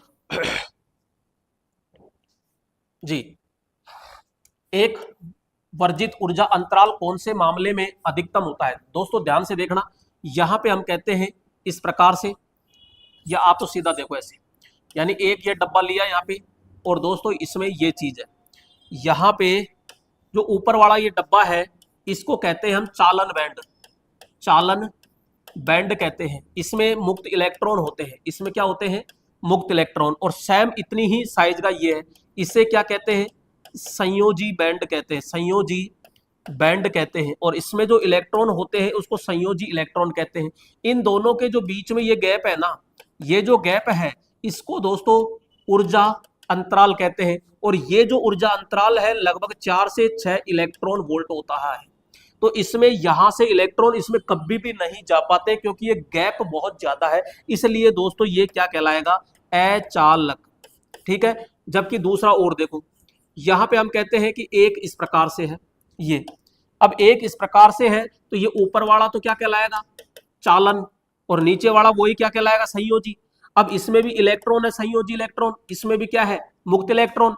अब यहां से इसमें नहीं जा रहे हैं, इसका मतलब क्या है, अचालक। लेकिन इसको थोड़ा सा प्रेशर दिया जाता है, गर्म किया जाता है, तो ये इलेक्ट्रॉन तुरंत इसमें कूद जाते हैं और ये चले जाते हैं। तो बाद में चले जाते हैं, तो इसका मतलब क्या हो गया, चालन हो गया, चालक हो गया। तो ये अचालक और चालक दोनों गुण पाए जाते हैं, तो ये हो जाता है अर्धचालक। तो दोस्तों ये जो गैप होता है ये लगभग 1 इलेक्ट्रॉन वोल्ट होता है इसका गैप, और एक होता है हमारा ये चालन, और यहाँ पे संयोजन। तो ये जो होता है ये 0 होता है, और ये चालक के लिए होता है। तो सबसे ज्यादा गैप ये पाया गया तो अचालक, और अचालक का मतलब हो गया इंसुलेटर। क्या हो गया, इंसुलेटर होता है जी। क्लियर। तो मैंने तीनों बता दिए। अचालक में सबसे ज्यादा होता है 4 से 6 इलेक्ट्रॉन वोल्ट, और ये अर्धचालक में जो होता है ये लगभग 1 इलेक्ट्रॉन वोल्ट, कम भी होता है थोड़ा ज्यादा भी होता है, और चालक के अंदर 0 इलेक्ट्रॉन वोल्ट होता है। नेक्स्ट 89, मुक्त इलेक्ट्रॉन खालिस्तान में अस्तित्व में रहते हैं। दोस्तों यहां पे अभी बताया, ये देखो मुक्त इलेक्ट्रॉन कहां पाया गया, चालन के अंदर। तो चालन के अंदर यानी फर्स्ट बैंड, द्वितीय बैंड, तृतीय बैंड, कंडक्शन बैंड, और चालन बैंड को हम क्या कहते हैं, कंडक्शन बैंड के नाम से जाना जाता है। तो डी ऑप्शन इसमें क्या हो जाएगा, चालक कम, अचालक ज्यादा, अर्धचालक मीडियम जी। नेक्स्ट 90, निम्न तरल पदार्थों में से किसका उपयोग फार्मरी में कूलेंट के रूप में नहीं किया जाता। अरे सीधी सी भाषा में ट्रांसफार्मर है, वाइंडिंग गर्म होगी, तेल गर्म होगी, वाइंडिंग गर्म होगी, अब वाइंडिंग को ठंडी करो तो क्या क्या प्रयोग कर सकते हैं?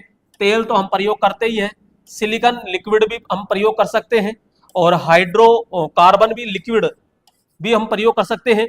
स्टर्स, स्टर्स दोस्तों एक प्रकार का ये तेल ही होता है, एक प्रकार का रासायनिक तेल की तरह ही होता है जिसको हम यूज करते हैं। लेकिन हम ग्रीस, ये ग्रीस लिख दिया, वैसे ग्रीस सही है, तो ये ग्रीस यूज करते हो क्या? जी नहीं, तो ग्रीस हम प्रयोग कभी भी नहीं करते हैं। वो पूछ रहा है नहीं किया जाता है ना, बस जल्दबाजी मत दो, जल्दबाजी में जैसे ही तो वो होगा तो मिनरल ऑयल अपन ने ठोक दिया, जबकि वो कह रहा है नहीं किया जाता, और नहीं किया जाता, ग्रीस का प्रयोग नहीं किया जाता है।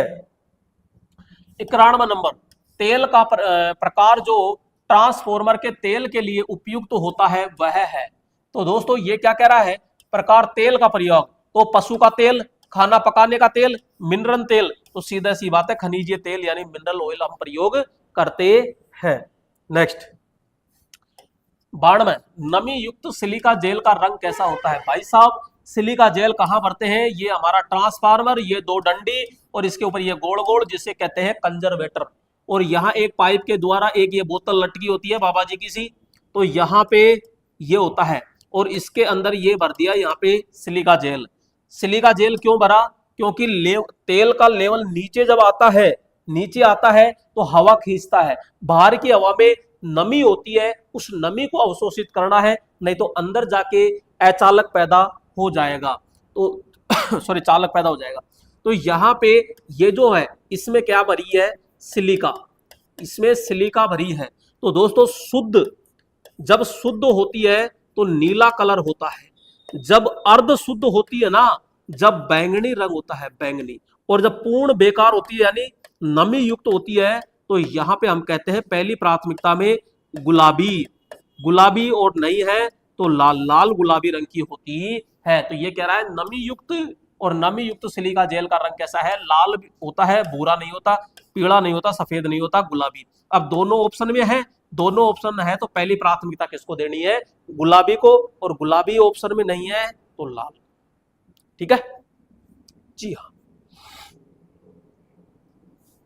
93 नंबर, और 93 नंबर है कौन सा कपलिंग आवर्ती प्रक्रिया के साथ न्यूनतम व्यवधान उत्पन्न करता है? दोस्तों मैंने थोड़ी सी देर पहले बताया था कि जो आपके एम्पलीफायर होते हैं, एम्पलीफायर में जो ट्रांजिस्टर, दो ट्रांजिस्टर को आपस में जोड़ने के लिए जिसका प्रयोग करते हैं उसे कपलिंग कहते हैं। सबसे महंगी कपलिंग होती है ट्रांसफार्मर, और सबसे सस्ती होती है जिसमें केवल तार के द्वारा ही जोड़ा जाता है तो उसे डायरेक्ट कपलिंग कहते हैं, और उससे में व्यवधान सबसे कम होता है। आरसीबी होती है यानी प्रतिरोध और कैपेसिटर लगा करके जोड़ा जाता है ट्रांसफार्मर, तो ये महंगी होती है, सबसे महंगी ये होती है। डायरेक्ट ये सबसे सस्ती होती है, सबसे सस्ती होती है। तो राइट ऑप्शन हमारा कौन सा हो जाएगा? सी ऑप्शन होता है जी। ठीक है 94, खालिस्तान की सुरक्षा के लिए उपकरण की अर्थिंग करना आवश्यक होता है। तो भाई साहब अर्थिंग करना आवश्यक है। अर्थिंग क्यों करते हैं? कि हमारे किसी प्रकार का कोई झटका न लगे, वोल्टेज स्थिरता, ओवरलोडिंग नहीं, विद्युत झटके से खतरों से बचने के लिए हम क्या करते हैं? अर्थिंग करते हैं। ध्यान रखना घरों के अंदर जो भी उपकरण होता है उसको एक जगह, बड़े उपकरण होते हैं उसको कम से कम 2 जगह अर्थ अवश्य करना चाहिए। 95 अर्थ की अच्छी निरंतरता होनी चाहिए। भैया अर्थ अच्छे से होना चाहिए, पानी डालो टाइम टू टाइम, क्यों? क्योंकि उसकी नमी बनी रहे, क्यों? क्योंकि उसका प्रतिरोध कम से कम होना चाहिए ताकि उसमें धारा जल्दी से जल्दी जा सके। तो प्रतिरोध क्या होना चाहिए? हमेशा कम से कम होना चाहिए। तो उच्च प्रतिरोध मरवाएगा ये, तो न्यून प्रतिरोध यही तो हम चाहते हैं। न्यून चालकता, ओपन सर्किट, उच्च चालकता मरवाएंगे सारे। बस ये करो आप, तो न्यून प्रतिरोध यानी कम से कम प्रतिरोध होगा तो धारा धड़ाक से नीचे आ जाएगी। 96 नंबर, आईई के नियमों के अनुसार किसी इंस्टॉलेशन में लीकेज करंट इंस्टॉलेशन की आपूर्ति की गई अधिकतम करंट खालिस्तान भाग से अधिक नहीं होना चाहिए। भाई साहब लीकेज करंट होता है, कोई भी आप उपकरण सेट कर रहे हो, इंस्टॉलेशन फिट कर रहे हो, तो उसमें लीकेज करंट खालिस्तान से अधिक नहीं होना चाहिए। तो यहाँ पे सीधा सीधा कहते हैं 1/5000वां भाग से अधिक नहीं होना चाहिए। तो 1/5000वां भाग से अधिक नहीं होना चाहिए। तो इसमें ई ऑप्शन आपका क्या हो जाएगा, राइट होगा। 97 नंबर, निम्नलिखित में से कौन सा अर्धचालक सेलेनियम है? तो दोस्तों अर्धचालक है, ये अर्धचालक सेलेनियम है। तो intrinsic semiconductor, extrinsic semiconductor, P type, N type, इन सब। तो ये तो अशुद्धि के कारण तैयार हुए थे, ठीक है। यहाँ पे ये दो प्रकार के होते हैं जी। तो ये भी हमारे दो प्रकार के होते हैं। शुद्ध तो आपका कौन सा होता है, शुद्ध तो जर्मेनियम और सिलिकॉन होते हैं, सिलिकॉन होते हैं। फिर उनको अपन क्या करते हैं, अशुद्धि के द्वारा दो प्रकार के बनाए जाते हैं। जी हाँ, शुद्ध और अशुद्ध दो प्रकार के हो जाते हैं। तो शुद्ध को हम क्या कहते हैं, शुद्ध को इंट्रिंसिक कहते हैं, शुद्ध को हम क्या कहते हैं, इंट्रिंसिक कहते हैं। और अशुद्ध जो होता है उसको एक्सट्रिंसिक कहते हैं जी। तो यहाँ पे इंट्रिंसिक तो सेलेनियम आ गया। तो ये कौन सा हो जाएगा आपका, इंट्रिंसिक सेमीकंडक्टर होता है, जिसे अपन आंतरिक भी कहते हैं और इसे प्राकृतिक अर्धचालक के नाम से भी जाना जाता है। पीडीएफ डाल देंगे, पीडीएफ डाल देंगे मुकेश जी, पीडीएफ डाल देंगे, टेंशन मत कीजिए, बस पढ़ते जाइए, पीडीएफ भी जरूर आप तक पहुंच ही जाएगी। हाँ जी, अगला क्वेश्चन लीजिएगा। और अगला क्वेश्चन है 98 नंबर, निम्न में से किसमें कार्बन इलेक्ट्रोड का उपयोग नहीं किया जाता है? दोस्तों कार्बन इलेक्ट्रोड का प्रयोग नहीं किया जाता है। सिनेमा प्रोजेक्टर, इसमें मेरे दोस्तों किया जाता है। कार्बन के दो इलेक्ट्रोड होता है, एक मोटा होता है, एक छोटा होता है। यहाँ पे इलेक्ट्रिक आर्क फर्नेस इसमें भी होता है, ड्राई सेल और CFL बल्ब। तो इसमें भी इलेक्ट्रोड तो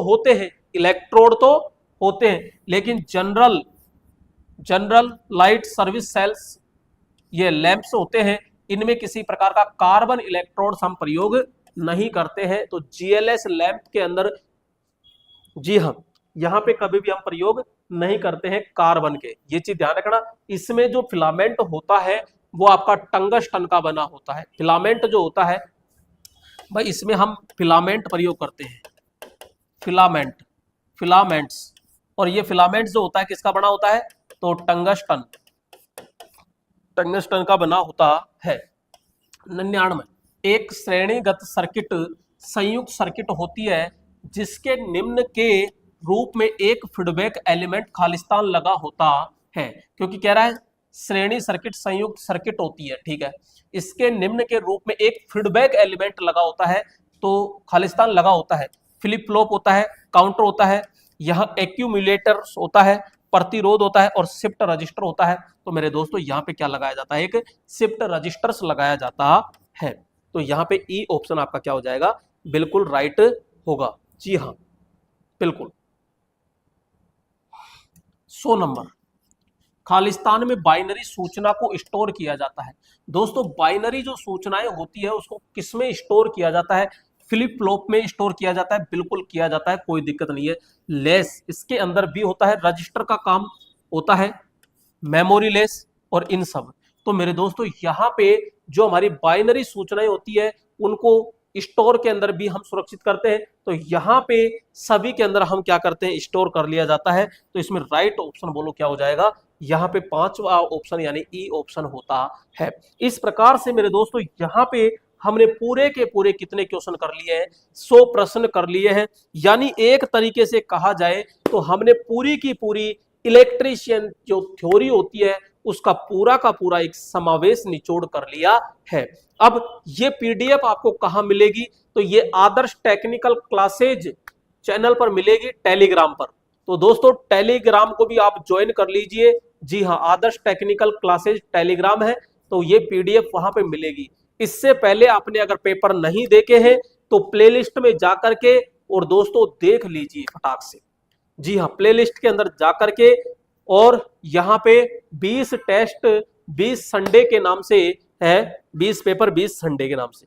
ठीक है दोस्तों, फिर नेक्स्ट वीडियो में फिर मुलाकात करते हैं। तब तक के लिए दोस्तों, जी हाँ, अगर आपको कोई सुझाव देना है, कोई दिक्कत आ रही है तो वो बता दीजिए।